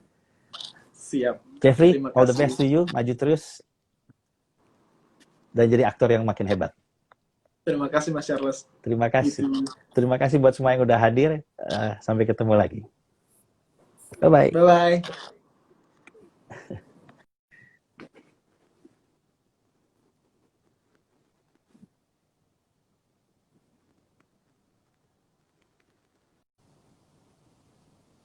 Siap-siap. 3, 2, Ya. Halo Mas Charles, Halo. selamat sore. Apa kabar, Jal? Baik Mas Charles, apa kabar Mas? Baik, sorry ya. Soalnya yang minta diikut sertakan banyak sekali. Gue jadi bingung. Tadi Aku tadi ini malah yang lupa lupa minta request. nggak apa-apa, nggak apa-apa. Apa kabar? Baik Mas, alhamdulillah baik. Baik. Iya, Sama di alhamdulillah. rumah? Udah selama di rumah nggak ngapa-ngapain sih, udah 4 bulanan kayaknya. Mas Charles juga di rumah kah? Iya, nih tambah bulat. Sama kita semua Mas, Gelitik kanan kiri. kita semua sih. Yes. Oke. Kita langsung mulai ya, karena tadi sebetulnya waktu lagi persiapan kita sempat ngobrol sedikit di pagi hari. Dari semua teman-teman yang gue bilang, silahkan lo kalau misalnya lo mau nanya juga ke gue, jadi nggak cuma kita yang nanya. Dia ternyata menyiapkan pertanyaan banyak sekali, jadi berarti kita harus segera mulai biar cepat dan padat. Ini teman-teman dari Magma, saya minta tolong dibantu kalau misalnya ada yang nanya disisir ya, karena ini banyak sekali nih, jadi gila udah 1.000 lebih. Wow, hebat kamu, Jeff. Dahsyat sih ini. Antusias semua. Iya, luar biasa. Terima kasih buat semua yang udah hadir. Jeffrey boleh nyapa dulu mungkin? Iya, halo semuanya, apa kabar? Semoga semuanya tetap sehat. Dan ya, buat pekerja esensial, semoga kalian aman-aman semua, sesuai protokol kerjanya. Yang penting jaga kesehatan sih di masa-masa kayak sekarang. Oke. Siap. Nah, jadi pertama kali gue ketemu Jeffrey itu awal tahun ini apa akhir tahun lalu ya? Akhir tahun lalu ya. Menjelang akhir tahun lalu, kepengen coba ngajak Jeffrey untuk kerja bareng di satu project. Karena sebetulnya kami itu di JCC selalu coba nyari talenta-talenta baru untuk kemudian misalnya kalau JCC itu fokusnya di action, ya tentu nyari talenta baru yang misalnya bisa main action. Tetapi kalau kita bicara dari sudut pandang kami di JCC, kayak juga misalnya Daniel Dokter misalnya yang ikut ada di Magma sebagai creative director, film action itu nggak selalu harus kemudian yang main itu adalah atlet bela diri. Karena menurut kami sebuah film kan tetap adalah bicara storytelling ya. Nah untuk itu tetap perlu aktor, sehingga kemudian nyari aktor, terutama aktor muda yang punya bakat tuh yang kita lihat, misalnya bukan berasal dari atlet bela diri tapi kemudian punya talenta atau kemampuan yang mengarah ke sana. Jeffrey adalah salah satunya. Nah jadi boleh cerita sedikit, Jeffrey itu mungkin kan sempat mau ini ya, saya rasa kalau ngomong Jeffrey dari awal udah banyak orang tahu ya, itu nggak perlu kita bahas dari itu, tapi mungkin gue kepengen nanya soal Project Pikal yang sebetulnya sempat mampir di Jeffrey. Nah, pada saat lu dari aktor drama, anak muda, aktor romcom gitu, kemudian pindah ke Pikal, apa tuh yang kemudian membuat lu tertarik dan persiapan apa yang lu lakukan untuk transformasi itu? Pertama yang membuat tertarik untuk Project Pikal, karena itu biopik, Mas. Aku belum pernah sama sekali sebelumnya biopik. Dan itu tinju. Salah satu olahraga yang emang aku suka dari dulu. Dan kedua, buat karakternya sendiri, Om Eli, dia cukup unik, berasal dari timur. Kan jarang banget ada film Indonesia yang membahas soal orang timur. Jarang banget menurut aku. Kebanyakan lebih ke Jakarta sentris gitu loh, film-film Indonesia menurut aku. Rasa nggak sih, Mas? Iya. Jadi menurut aku unik aja buat ngebahas orang-orang dari timur yang jarang banget sebenarnya ditampilin di layar lebar Indonesia. Dan ya itu sih. Dan kedua, dan selanjutnya buat persiapannya sendiri, harus berlatih sama petinju di Bulungan. Latihannya cukup keras. Walaupun gak sekeras petinju aslinya, mereka gila banget selama latihan. Bener-bener mereka bisa lari 15 km sehari dan turun 2 kilogram sehari. Itu baru dari lari doang loh. Lanjut lagi ke shadowboxing lanjut lagi, skipping lanjut lagi ke samsak, samsak lanjut lagi ke padding. Jadi bener-bener gila dedikasi mereka. Dan menurut aku dari yang aku lihat dan ngobrol-ngobrol sama para petinju yang aku latihan bareng, tinju Indonesia kurang, menurut aku masih kurang diperhatiin sih Mas, dari segi suplai vitaminnya, suplai proteinnya, karena kan petinju harus jaga kesehatan tubuhnya kan, apalagi proteinnya juga harus tercukupi untuk perkembangan ototnya. Dari situ aja mereka cerita pemerintah belum kasih apa ya, belum kasih supply buat mereka yang seharusnya emang harus ditanggung sama negara. Masalahnya kan kalau mereka menang di kejuaraan lawan negara lain, yang ke bawah namanya kan Indonesia juga yang bangga. Jadi Betul, betul. kasihan aja menurut aku mereka kurang diperhatikan sama pemerintah. Dan ya cukup menarik pokoknya tentang tinju, dan ya gitu sih Mas. Oke. Kalau kemudian, kan gue nggak tahu ya skripnya kemudian sampai sejauh mana.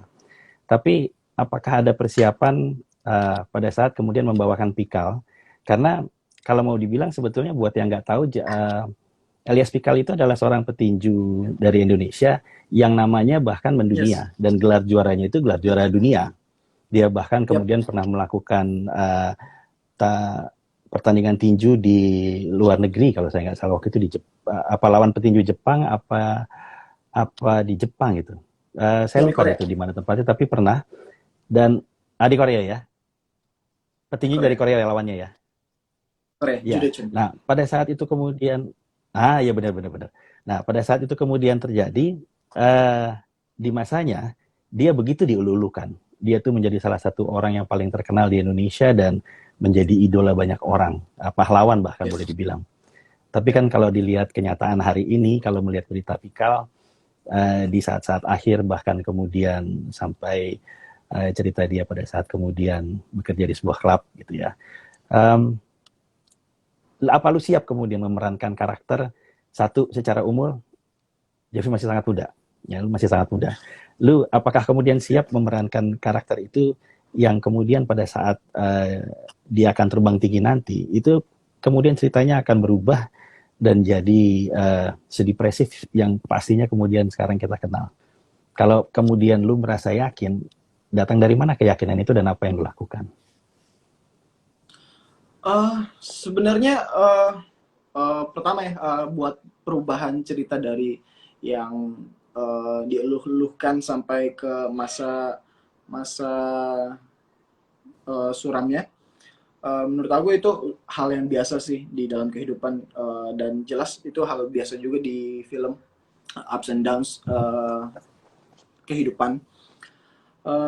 Udah pasti siap, karena emang itu kan realitanya. Dan buat masa suramnya sendiri aku pun ngalamin kan. jadi nothing to hide anymore gitu, nggak ada yang perlu diumpetin lagi, karena emang aku juga udah ngerasain. Jadi emang nggak ada alasan sih buat nggak siap. Itu sih singkatnya. Gitu sih Mas. Oke. Satu pertanyaan lagi sebelum kita gantian. Apa yang kemudian lu ambil atau lu bawa dari hasil latihan lu yang kemudian tentunya digabung antara kesiapan fisik dan mental untuk membawakan karakter Pikal dengan kenyataan kemudian Pikal ternyata sampai hari ini belum bisa diproduksi, saat lu kemudian menghadapi cobaan dalam hidup lu sampai kemudian lu ada di hari ini, apa yang bisa diambil dari yang itu, dari pengalaman sebelumnya? Oke, untuk dari Project Pikal sendiri, apa ya? Untuk dari segi project filmnya sendiri, itu passion project banyak orang. Sangat disayangkan nggak jadi, dan aku minta maaf karena itu. Dan kalaupun emang jadi nanti Mas, kalaupun emang ada kelanjutannya, aku nggak tahu sama sekali kalau buat sekarang. Semoga nanti akan berjalan lebih lancar lagi, nggak ada kendala, dan try to move on aja sih, buat ikhlasin apa yang udah terjadi di belakang, dan keep moving forward aja. Nggak ada waktu buat menyesal sih. Belajar dari apa yang udah-udah aja. Buat aku ya, kayak gitu sih mas. Oke, pegang terus itu. Karena Ya. kan ada orang bilang what doesn't kill you will only make you stronger. Dan kalau menurut gua setiap manusia itu pasti akan mengalami ups and downs, dan kalau kemudian saat misalnya kita perlu memilih untuk berbuat kesalahan, gue prefer melakukan itu di saat gue muda sehingga kemudian masih punya waktu banyak untuk memperbaiki dan membuat itu menjadi sebuah kekuatan. So, setuju, maju terus. Siap, thank you mas. Silakan gantian, mau nanya yang mana Oke. dulu? Jadi aku ada beberapa pertanyaan buat Mas Charles. Iya. Lebih banyak ke pertanyaannya, lebih ke related ke directing sih. Untuk pertanyaan yang pertama, Berarti pengen jadi director satu hari ya? ada ketertarikan sih mas, tapi belum tahu jalannya gimana. Amin. Semoga. Oke, buat yang nonton, calon-calon director misalnya, kalian yang nonton, aku wakilkan. Apa yang harus diketahui setiap para sutradara film action? Nih, misalnya kayak basic knowledge dari director film action itu menurut Mas Charles apa? Dan Mas Charles sendiri kan juga director film action, jadi bisa bagi-bagi wejangan untuk kita-kita yang masih baru. Oke. Kalau singkatnya gini, kalau buat gua yang biasa kita bahas itu adalah bahwa seorang director action itu harus menguasai ilmu bela diri supaya dia dekat dengan dunianya, karena director yang jujur itu adalah director yang kemudian bisa menceritakan atau menggambarkan sesuatu yang dia kenal. So, pengenalan dengan ilmu bela diri itu adalah satu keharusan sebagai seorang action director yang baik ya, gitu. Bahwa director yang bisa membuat film action belum tentu bisa kita sebut sebagai action director. Bisa saja director itu bekerja dengan seorang action director lagi misalnya. Tapi kalau action director as a whole, dia harus tahu minimal tentang bela diri atau mencintai dunia bela diri. Dia sendiri boleh tidak menguasai ilmu bela diri, tapi kalau dia sangat mencintai, dia banyak baca, dia banyak lihat, dia banyak nonton, minimal kedekatan dengan dunia bela dirinya itu ada. Kedua, director bela diri yang bagus itu atau director film action yang bagus itu perlu tahu ritme. Sehingga kemudian dalam bikin action itu juga tidak melulu hanya gedebak dan gedebuk. Karena kalau kita ibaratkan gedebak-gedebuk itu kayak misalnya bunyi gendang, kan juga monoton ya, kalau dengar lagu bunyi gendangnya cuma dang, dang, dang, dang. Tapi kalau dia dang, dang, dang, dang gitu loh, itu aja udah beda tuh. Nah, ritme itu jadi penting dalam membuat sebuah adegan action. Dan kalau kita bicara film, kembali lagi, film is about storytelling. So, director film action menurut gua tetap harus mengerti soal penulisan skenario atau minimal memahami sebuah skenario dengan baik, lalu mengerti kemudian atau mempunyai kemampuan untuk menceritakan ulang apa yang ada di dalam skenario itu di dalam bahasa gambar. Karena kenapa gue tertarik dengan lu gitu salah satunya, karena lu kan berangkat dari keaktoran, bahwa karakter-karakter yang lu mainin oke gitu loh, misalnya ini masih film drama romcom gitu atau remaja. Tapi gue pernah dengar bahwa lu kemudian ngomong ke produser, gue minta dong film yang sesuatu yang berbeda. Gue suka main romcom, tapi kemudian kasih juga gue kesempatan untuk berkembang. Nah, pemain yang kemudian gue dengar bisa minta begitu ke produser, itu adalah pemain yang kemudian punya passion, punya kemampuan dan kemauan untuk belajar, dan kemudian mengembangkan diri. Itu penting dalam sebuah diri seorang aktor atau filmmaker. Nah, jadi pada saat kemudian kita bicara film action, berarti karakter yang berkelahi itu sendiri perlu punya ruang untuk diceritakan, sehingga yang nonton itu kemudian bisa peduli pada saat jagoannya itu kena pukul, kena tendang. Kalau enggak, orang hanya akan melihat bentuk gerakan dan tidak merasa terbawa dan peduli dengan apa yang ada di gambar. Sehingga kemudian kita bukan nonton film, tapi kita nonton pameran gerak bela diri gitu loh. Itu Iya. beda kalau menurut gua. Nah, itu beberapa tiga dasar utama sih menurut gua kalau soal itu. Kalau soal film seorang director action.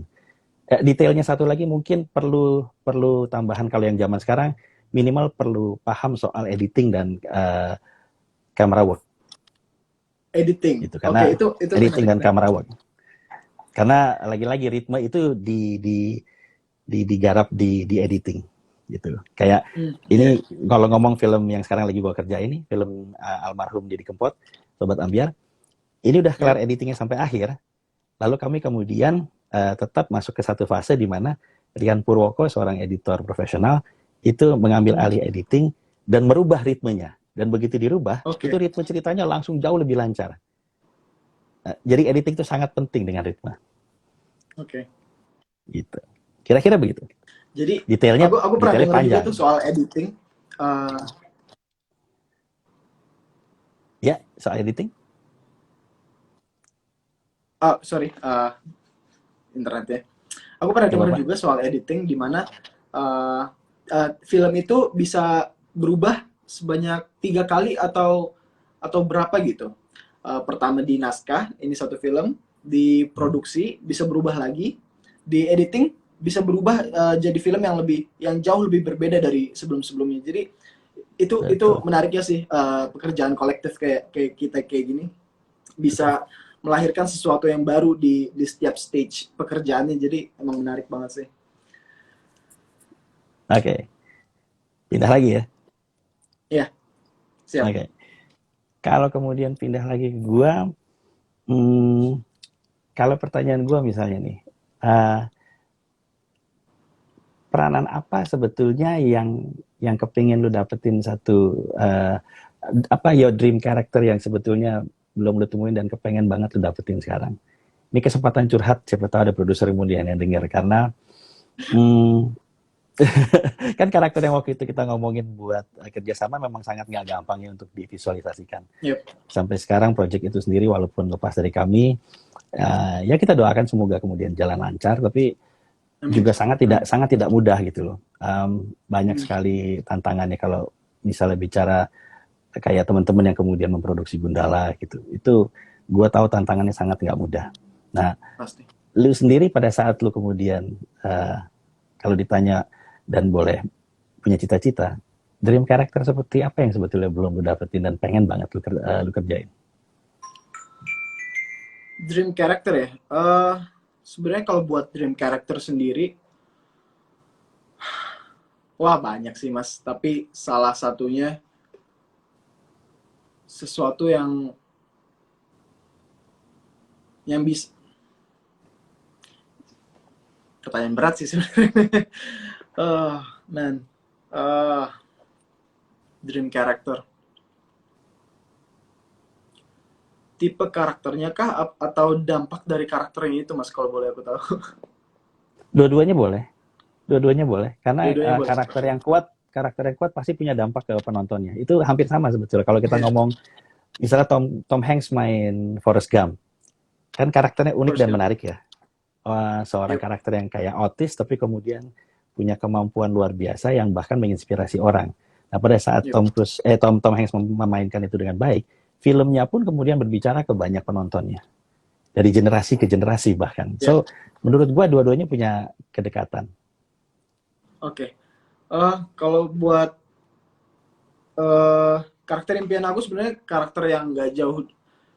Aku punya impian mainin karakter yang nggak jauh dari dunia nyata gitu, yang nggak pretentious karakternya, yang nggak dibuat-buat secara penulisan, secara dialog, uh, dan yang nonton pun bisa bisa ngerasa deket gitu, bisa jadi karakter itu bisa mewakilkan orang-orang yang nonton, entah karakternya personalitinya kayak gimana, bebas asalkan emang karakternya itu nggak pretentious sih mas. Kadang aku nonton film atau series, kadang ngeliat ada karakter yang kayak terlalu dibuat-buat gitu, secara dialog, secara penulisan, secara habitnya. Jadi nggak ngerasa kedekatan sama karakter itu. Dan iya, impian aku sih mainin karakter yang emang real gitu, yang nggak dibuat-buat jadinya. Kayak gitu sih, Mas. Oke. Gue kepengen komen satu hal. Salah satu kelebihan dari lu seharusnya menurut gue, kalau lihat dari kemarin kita ketemu ngobrol dan apa yang gue tahu dari lu sekarang, salah satu kelebihan lu adalah lu punya kekuatan untuk bersabar dan punya ketekunan untuk kemudian misalnya melakukan sesuatu. Tahan banting kalau orang bilang. Contohnya gue ngelihat lu bisa melalui cobaan lu yang kemudian datang dengan cukup baik ya. Gue ngelihat lu cukup tenang dan cukup bijak dalam kemudian menyikapi keadaan itu. Tapi kalau mau yang lebih real, menurut gue belum pernah lihat ada aktor yang punya kesabaran dan kekuatan serta ketekunan untuk ngelayanin fansnya di Twitter atau di IG sesering lu sih. Gila, gue salut, luar biasa itu. Itu luar biasa kata gue. Gak ada yang sesabar dan setekun lu dalam kemudian. Ini lihat ya, dari tadi nih, gue sambil baca ini yang pada komen gitu. Gila, ini begini banyak dan kemudian variasi dari celotehan dan ininya. Ini mau ada yang misalnya minta disapa. Lu sapa satu, gak sapa yang lain kan repot. Ini sudah 2.000 sekarang. Ini luar biasa, tiba-tiba hari-hari IG live ini belum pernah segini dalam waktu kurang dari 25 menit, kemudian sudah 2.000. Nah, gue ngebayangin kalau lu kemudian tiap hari, lu kan tiap hari ya, ngelayanin itu gitu. Nyari konten, bikin celetukan atau kemudian ngangkat sesuatu. Men, gue bilang itu luar biasa sih. Akan sangat menarik melihat pada saat lu udah nyampe di satu usia yang kemudian mapan, lalu kemudian punya pemikiran yang jauh lebih serius, tapi lu tetap menjalani ini gitu, berbicara dengan banyak orang. Materi yang kemudian akan jadi bahan pembincangan lu itu menurut gue akan menarik. Gitu. Itu satu hal yang justru membuat gue semakin tertarik gitu loh. Untuk kemudian mudah-mudahan kita bisa kerja bareng satu hari. Amin. Semoga. Pindah dulu sekali, abis itu baru ke lu lagi. Wah, ya. By the way, emang iya banyak banget yang komen dari tadi. Ada temanku Daniel Topan. Halo. Ada pelukis juga Michael Ryan Satria. Berbakat ya. Ada Atika. Halo Atika, apa kabar? Oke, aku pindah pertanyaan ke Mas Charles ya. Silahkan. Okay. Salam juga dari Cicio, Manasero. Oh, Cicio. Iya, Cicio, apa kabar ya? Udah lama gak ketemu. Masih terus berlatih. Oke. Kalau di syuting film, sebenarnya aku agak jarang sih buat ngeliat ini. Lebih sering kalau lagi syuting iklan, Mas. Sebenarnya storyboard itu penting nggak sih, Mas? Buat film itu. Kadang kalau aku 60-70% project yang aku jalanin itu nggak pakai storyboard, tapi sisanya mereka pakai storyboard, kadang di beberapa scene, kadang di seluruh filmnya. Jadi apakah storyboard itu penting untuk filmmaking atau enggak, Mas? Sangat penting. Sangat penting karena kita tuh kalau lagi bikin film, banyak kendala yang kemudian terjadi, apalagi di Indonesia kita syutingnya banyakan kan di tempat real, bukan di studio. Sehingga kemudian pada saat kita syuting di tempat real, di lokasi real, itu kondisi cuaca sangat pegang peranan. Hal-hal kayak mungkin sound, keramaian, kebisingan, itu sangat bisa kemudian mengakibatkan sebuah adegan itu berjalan lancar atau tidak. Nah, kalau kita bicara kemudian melakukan sesuatu yang sudah terlatih atau sudah punya acuan dan batasan yang jelas, sehingga kita kemudian bisa pindah-pindah shot, kita bisa jump shoot gitu ya, kemudian mau ngambil yang mana dulu supaya bisa lebih cepat dengan angle kamera yang searah, tentunya hasilnya akan jauh lebih pasti, lebih jelas karena sudah terlatih, apalagi bicara action. Itu sangat kemudian akan membantu mengurangi waktu dan biaya yang kemudian kemungkinan besar akan terjadi karena hal-hal yang tidak terduga pada saat syuting. Nah, jadi kalau bicara soal syuting, pertanyaan berikut gue adalah, lu kan udah latihan buat Pikal. Lu juga pernah syuting film pertaruhan kan? yang Tentang apa? kondisinya Sorry. serius. Apa namanya, di Dear Nathan ada adegan kemudian lu berkelahi di sekolah Oh, misalnya. Uh, yep. itu kan kemudian waktu itu ada Bang Latif ya. Ada, ada. Nah, itu anak buahnya Jonathan tuh. Jadi salah satu tim di JCC juga. Dan memang pada saat gue ngelihat apa yang kemudian lu Oh, lakukan, dari bentuk dan gerakannya aja menurut gue, ini anak bisa fight nih gitu. Tapi kan intinya bahwa kemudian adegan itu serius. Lalu kemudian satu hari kemudian lu mengerjakan sesuatu di Hit and Run yang kemudian hit sangat and run. komedi. Yep. Tapi gua yakin pasti kerjanya akan jauh lebih repot Hit and Run daripada yang terjadi di Nathan misalnya. Betul. Nah itu perbedaannya dalam memainkan adegan laga komedi dan serius itu, cerita dikit ya pengalamannya. Oke.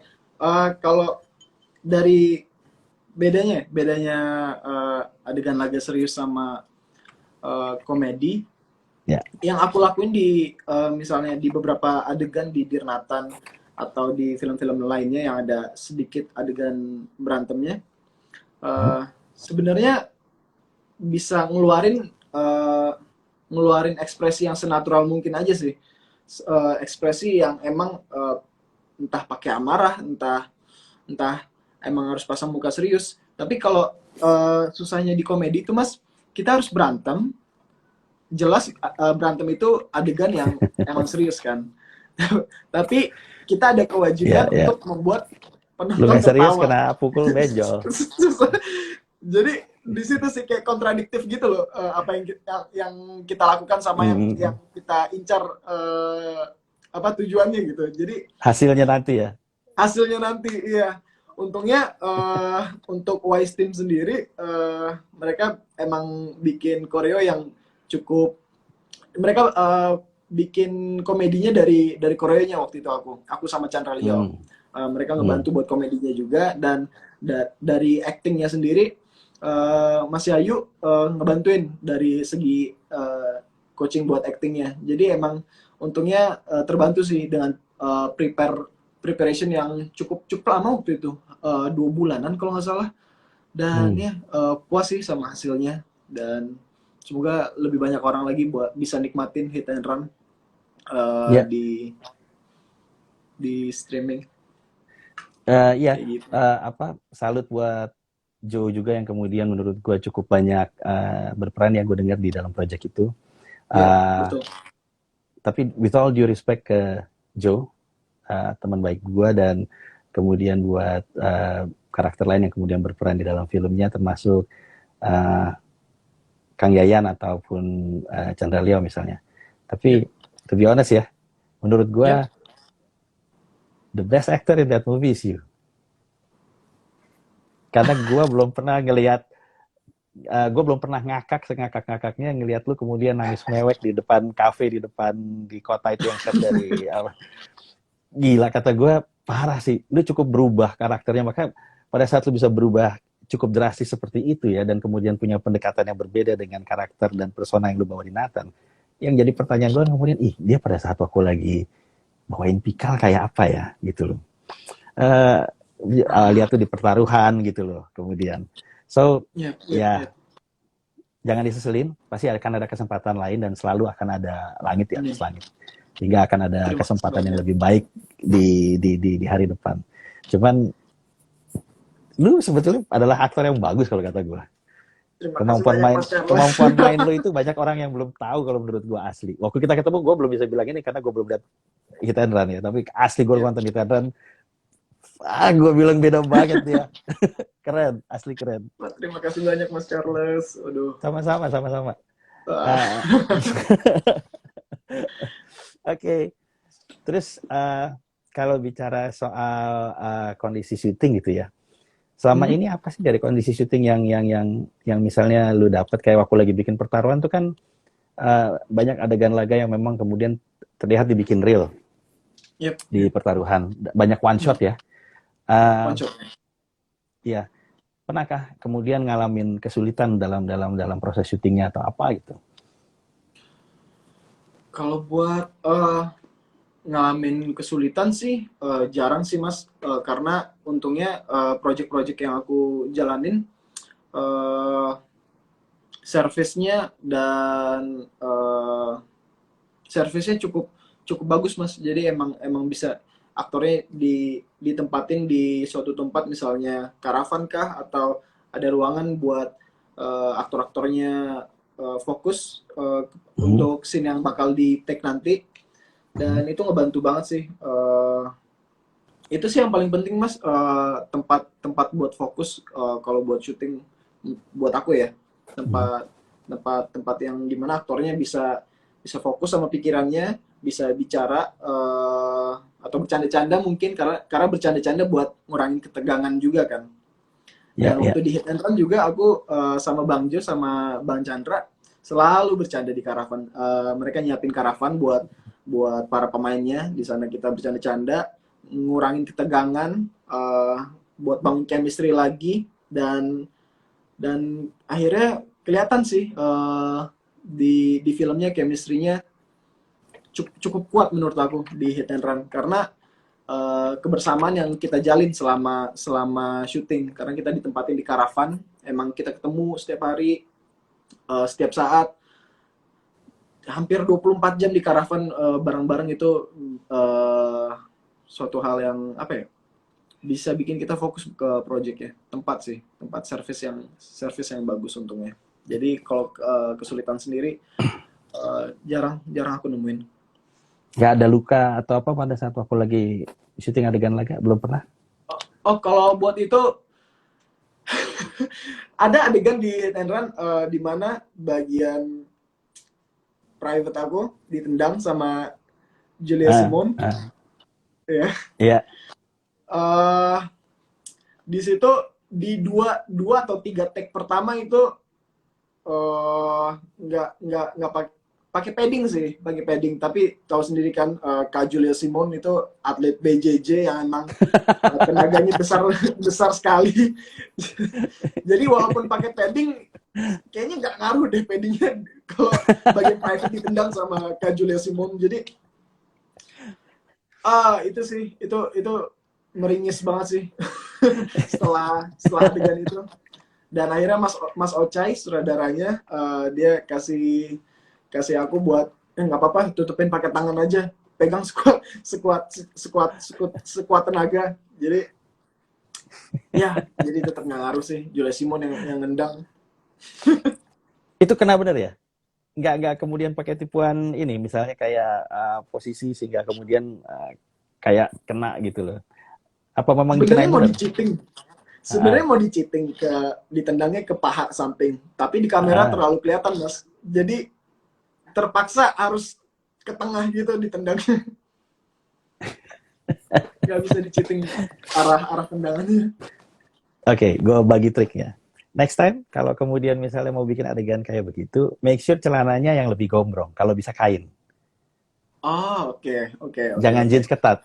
Sehingga kalau misalnya dia gombrong ya, kalau pada saat dia ininya gombrong, ini nggak kena sampai dalam, tapi kena di depan aja itu udah kayak kena. Yep. Triknya salah satunya itu, celananya gombrong. Gombrong, siap. Terima kasih Mas Charles.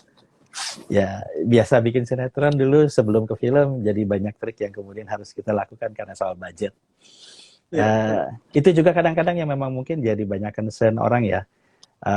Mungkin kalau kita sempat mungkin ngobrol dulu, tanya soal, lu kan pernah nanya, kalau misalnya laku lagi syuting terus kemudian aktornya ada yang luka,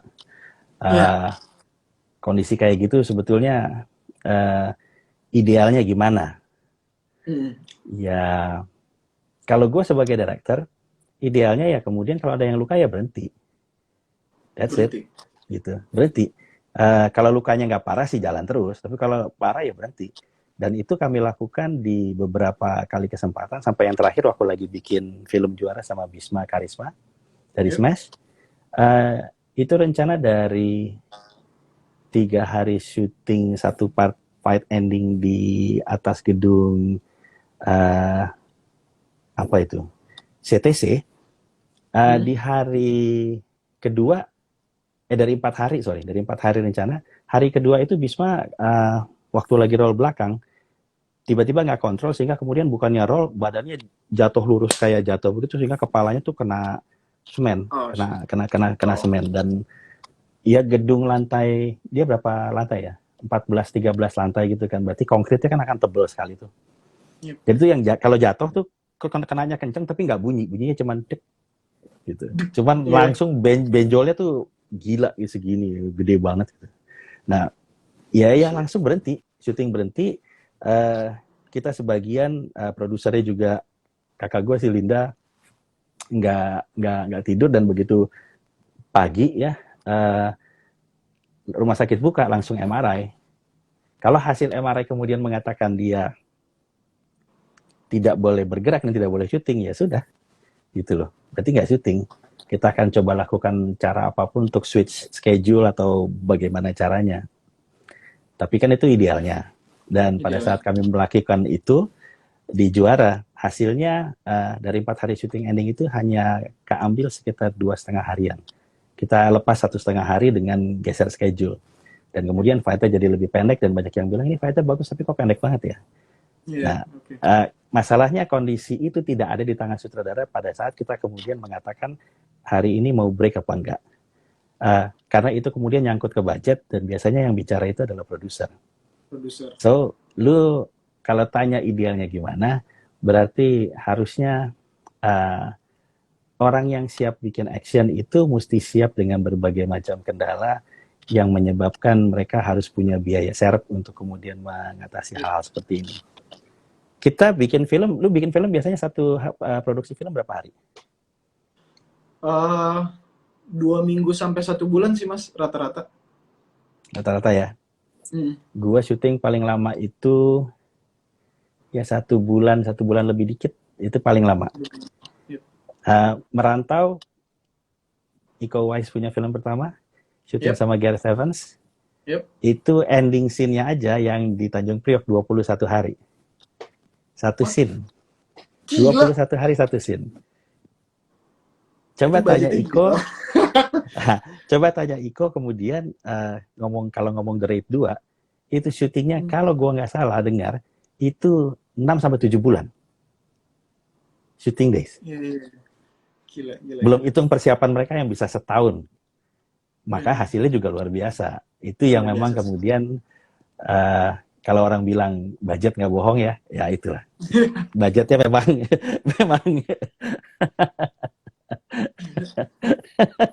budget bicara. Wow.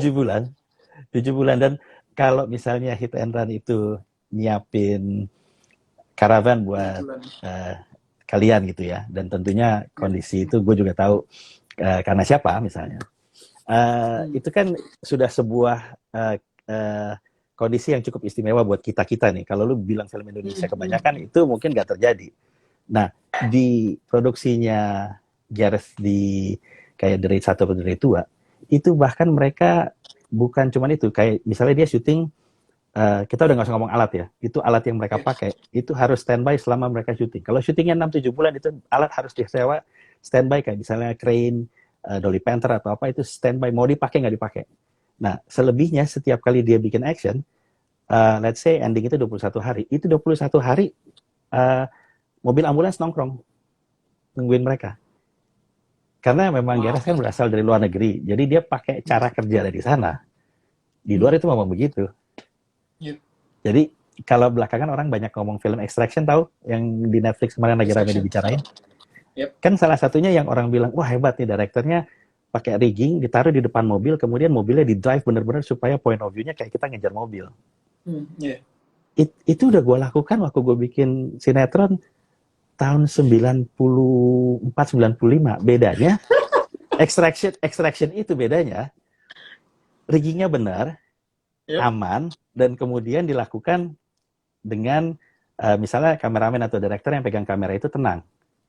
Gua waktu itu karena gua punya direktur minta shot itu tapi nggak kemudian bisa kita lakukan karena nggak punya alatnya, gua diikat di depan mobil Jeep yang biasa dipakai buat narik diesel, itu pakai tali-tali buat seling.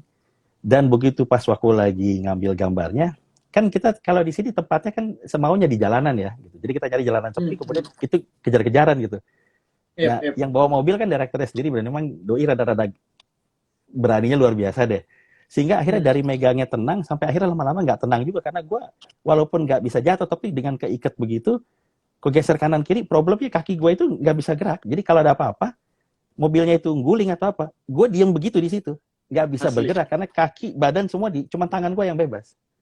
Itu terus terang ya, begitu kelar shoot, mobilnya berhenti, kamera itu dilepas dikasih, gue lemes loh, lemes Asli. baru takut itu. Gila. Gue pernah loncat 15 lantai gitu, pernah loncat 15 meter dari atas. Gue diikat di situ, lemes gue. Jadi bedanya adalah kemudian yang kita lakukan zaman dulu itu sangat kemudian mengambil resiko dan orang-orang yang kerja film action itu biasanya paymentnya stuntman di Indonesia dulu bayarannya sangat kecil. Sekarang dengan ya hadirnya teman-teman yang kemudian kayak membuat film seperti Merantau atau The Raid, agak lebih baik, agak lebih baik. Ya mudah-mudahan ke depan film action bisa dapat sambutan dari penontonnya ya, karena menurut gue tadinya sebetulnya gue kalau ditanya prediksi gue penonton hit and run nggak seperti yang sekarang ada loh. Prediksi gue waktu itu masih 2 kali lagi dari apa yang terakhir ada. Gue bilang ini 1,5 minimal nih. Itu bahwa kemudian hasilnya nggak jelek ya 500 sekian, tapi come on gitu loh, lihat usaha kalian, lihat kerja kalian. Man, sangat disayangkan sih sebenarnya. Tapi jangan kapok ya. Apa? Jangan kapok ya. Enggak lah. Jangan kapok kalau tawarin film action. Passion project enggak bakal kapok kok. Semuanya passion project. Okay. Dan itu loncat 15 lantai itu film apa, Mas? TV. Jadi 15 itu. lantai. Iya, jadi 15 lantai itu gua adegannya itu tahu gedung di Kuningan yang belum jadi. Dulu ada gedung di Kuningan yang belum jadi yang sering dipakai buat video klip dan segala macam. Itu sering jadi langganan kita syuting. Syutingnya langganan karena kalau buat action lokasi kayak begitu tuh udah tempatnya keras gitu ya, terus karena dia langit terbuka atau apa, itu adegan jadi bagus banget. Mengundang bahaya dan segala macam itu sangat terasa. Adegannya waktu itu dari lantai, kalau misalnya ini gedung nih ya, ini lantai 15, 14, 13 gitu. Gue dari dalam itu jadi stand in waktu itu, ditendang dari dalam keluar ke sini, jadi keluar terus jatuh ke bawah, turun 1, 2 lantai, pegangan di lantai berikutnya, seret gitu gantung, terus masuk lagi ke dalam. Nah itu kan selingnya dari atas gini, diganjel gitu, bikin seling, diikat semua, itu digantung ke bawah. Nah pada saat itu kemudian kita lakukan, pertama kali gue ngelakuinnya dengan cuek karena maksudnya dengan takut karena kan gila 15 lantai. Lu naruh matras segede-gede rumah dari atas kelihatannya mah kecil banget. Kayak bolu, kayak roti bolu gitu, kecil banget. Jadi pertama tuh begitu habis, oke, kamera rolling action, ditendang. Gue nggak bergerak. Dibilang ini antara yang main sansak atau gedebong pisang katanya. Jadi gue punya tim action waktu itu teriak bilang, goyang dong lah, segimana sih? Dia bilang. Gue bilang emang film dangdut goyang. Kaget, tapi kayak gedebong pisang. Dia bilang kalau nggak sansak dikatakan dilempar, reaksi dong. Ntar dulu takut kali, gue bilang. Nah setelah gue tahu memang di Ayun itu kemudian aman karena pakai seling yang tebel, yang gede banget itu selingnya. Take kedua atau ketiganya bagus bergerak. Nah begitu bergerak, saat take kedua ketiga bagus, satu kali mau ngambil kamera dari bawah. Nah lantai 15 itu mindahin barang kan lama ya. Sehingga untuk menghemat waktu, udah itu shotnya nanti aja. Kita syuting yang lain dulu, udah kelar syuting, udah kelar, terus mereka pindah. Nah itu menjelang pagi. Sambil nunggu pindah, gue bengong, begini. Nah begitu begini, tahu-tahu dari bawah teriak, Cak, udah kelar Cak, gitu di bawah siap. Oke, dari dalam, udah siap-siap, gue begini. Begitu rolling action, gue lari, gue lompat ke depan, pegangan di tali itu, gue pikir tinggal ngayun. Masalahnya gue lupa. Karena gue sempat ketiduran, fisik gue tuh nggak siap. Begitu gue lompat,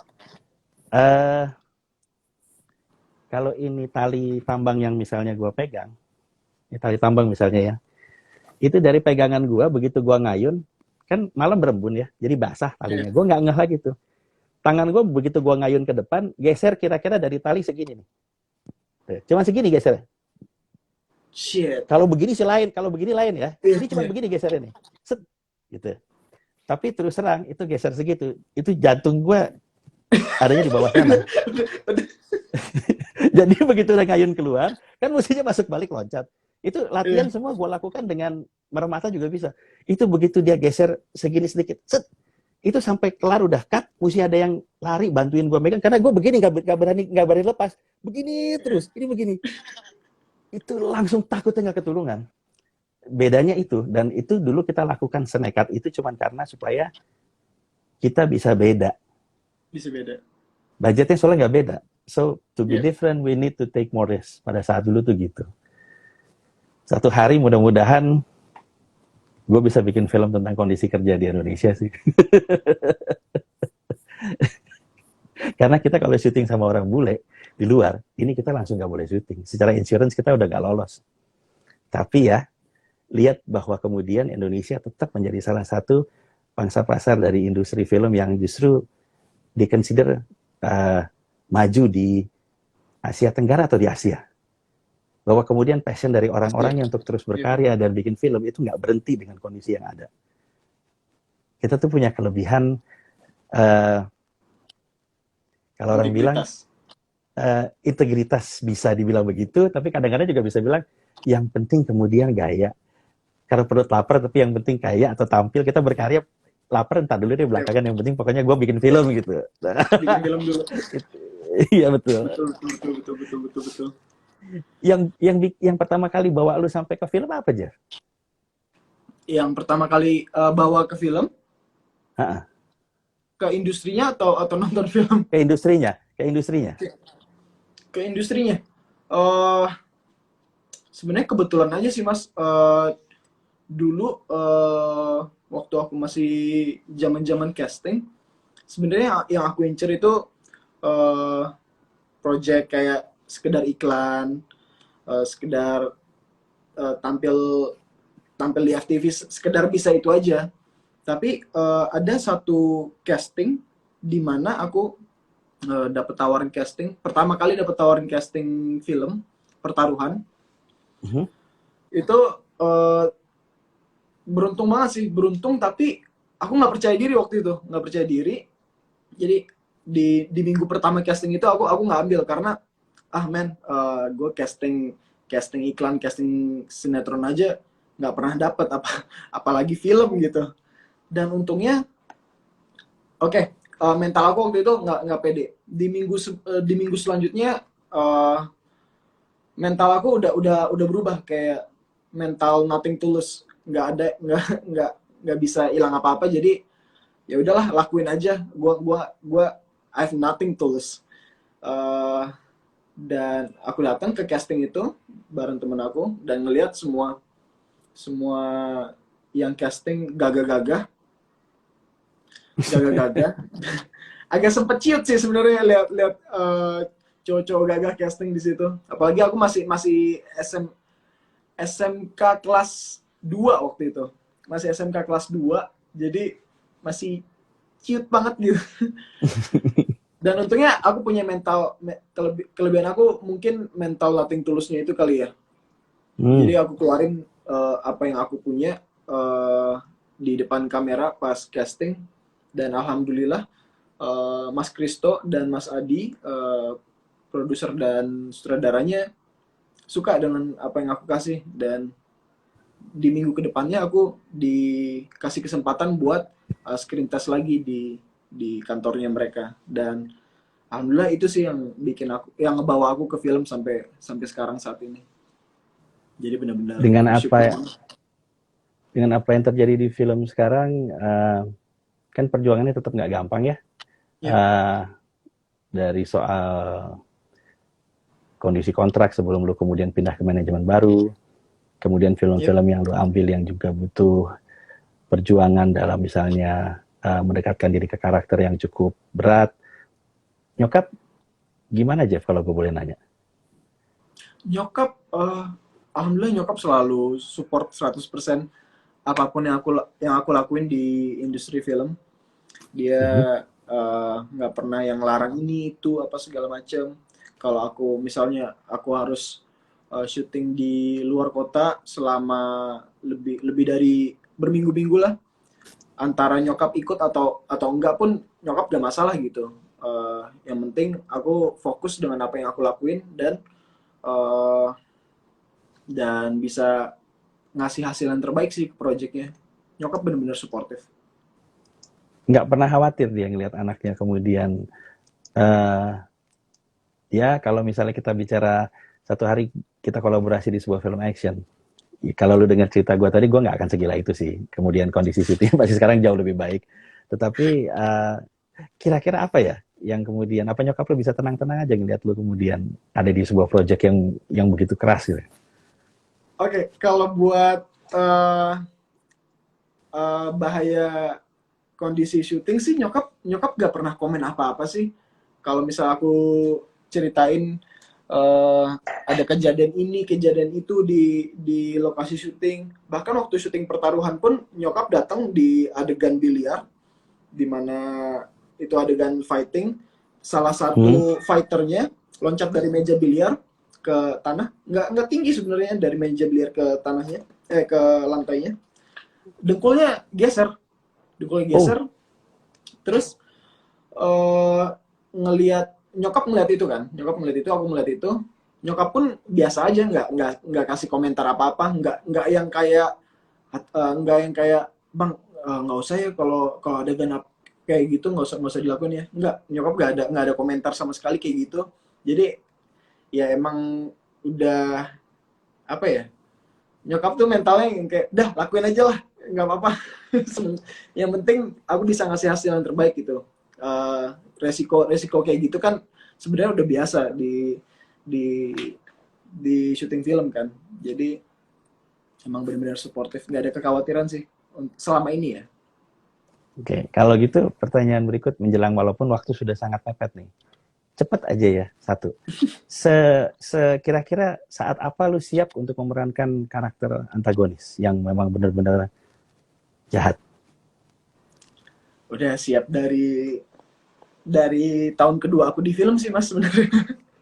Udah ngarep Sebenarnya malah ya? udah apa, Udah ngarep malah. iya udah bener-bener udah ngarep peran antagonis, soalnya kan selama selama ini wow apa Ini tuh. adalah konsep poster dari salah satu project yang ada di Magma. Judul sementaranya Perang Tanding dan salah satu dari tiga itu adalah lu. Oh, yang Tapi yang mana memang tuh mas? kita agak rubah karena harusnya lu memerankan karakter yang jauh lebih tua dari lu.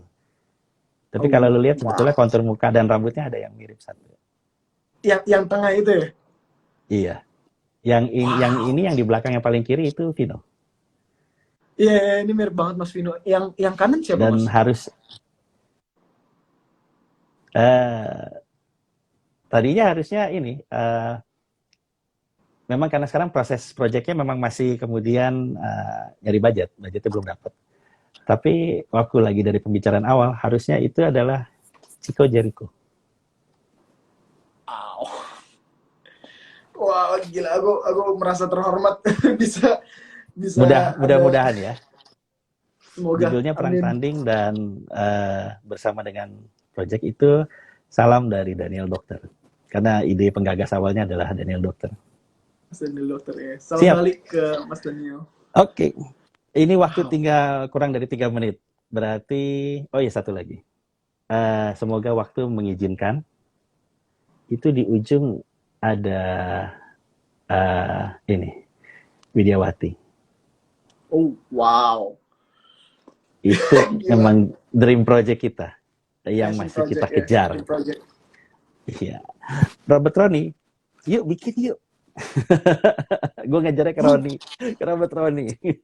skripnya Mas Robert Roni ya. Roni pernah nulis draft ketiganya, tapi draft 1-2-nya ditulis sama Bagus Bramanti. Dan setelah draft 3 yang dipegang Roni nanti akan balik ke Bagus. Ya cuman memang semoga budgetnya Semoga dari investornya sangat nggak mudah. Waktu sudah hampir ya selesai. pasti. Jeff silahkan ini say thank you ke lu punya fans deh yang luar biasa banget ini, udah hadir 2000 lebih, luar biasa. Wow, oke. Halo semuanya, terima kasih udah nonton live aku bareng Mas Charles Gozali. Semoga bisa menghibur kalian, semoga ada insight baru buat kalian tentang dunia perfilman, khususnya action. Dan buat Mas Charles, terima kasih udah ngajakin ngobrol-ngobrol santai Sama-sama, sore ini. sama-sama. Semoga kita bisa ada kesempatan buat di project Amin. selanjutnya. Amin, Stay amin, safe amin. semuanya. Stay safe Mas Charles. Salam ke Cilinda. Dan ya, salam ke Siap. semuanya. Semoga sehat. Salam juga dari Kang Cecep, Arif Rahman, dan Jonathan Ozo dari JCC Action Team ya. Siap. Jeffrey, Terima all the kasih. best to you. Maju terus. Dan jadi aktor yang makin hebat. Terima kasih Mas Charles. Terima kasih. Gitu. Terima kasih buat semua yang udah hadir. Sampai ketemu lagi. Bye-bye. Bye-bye.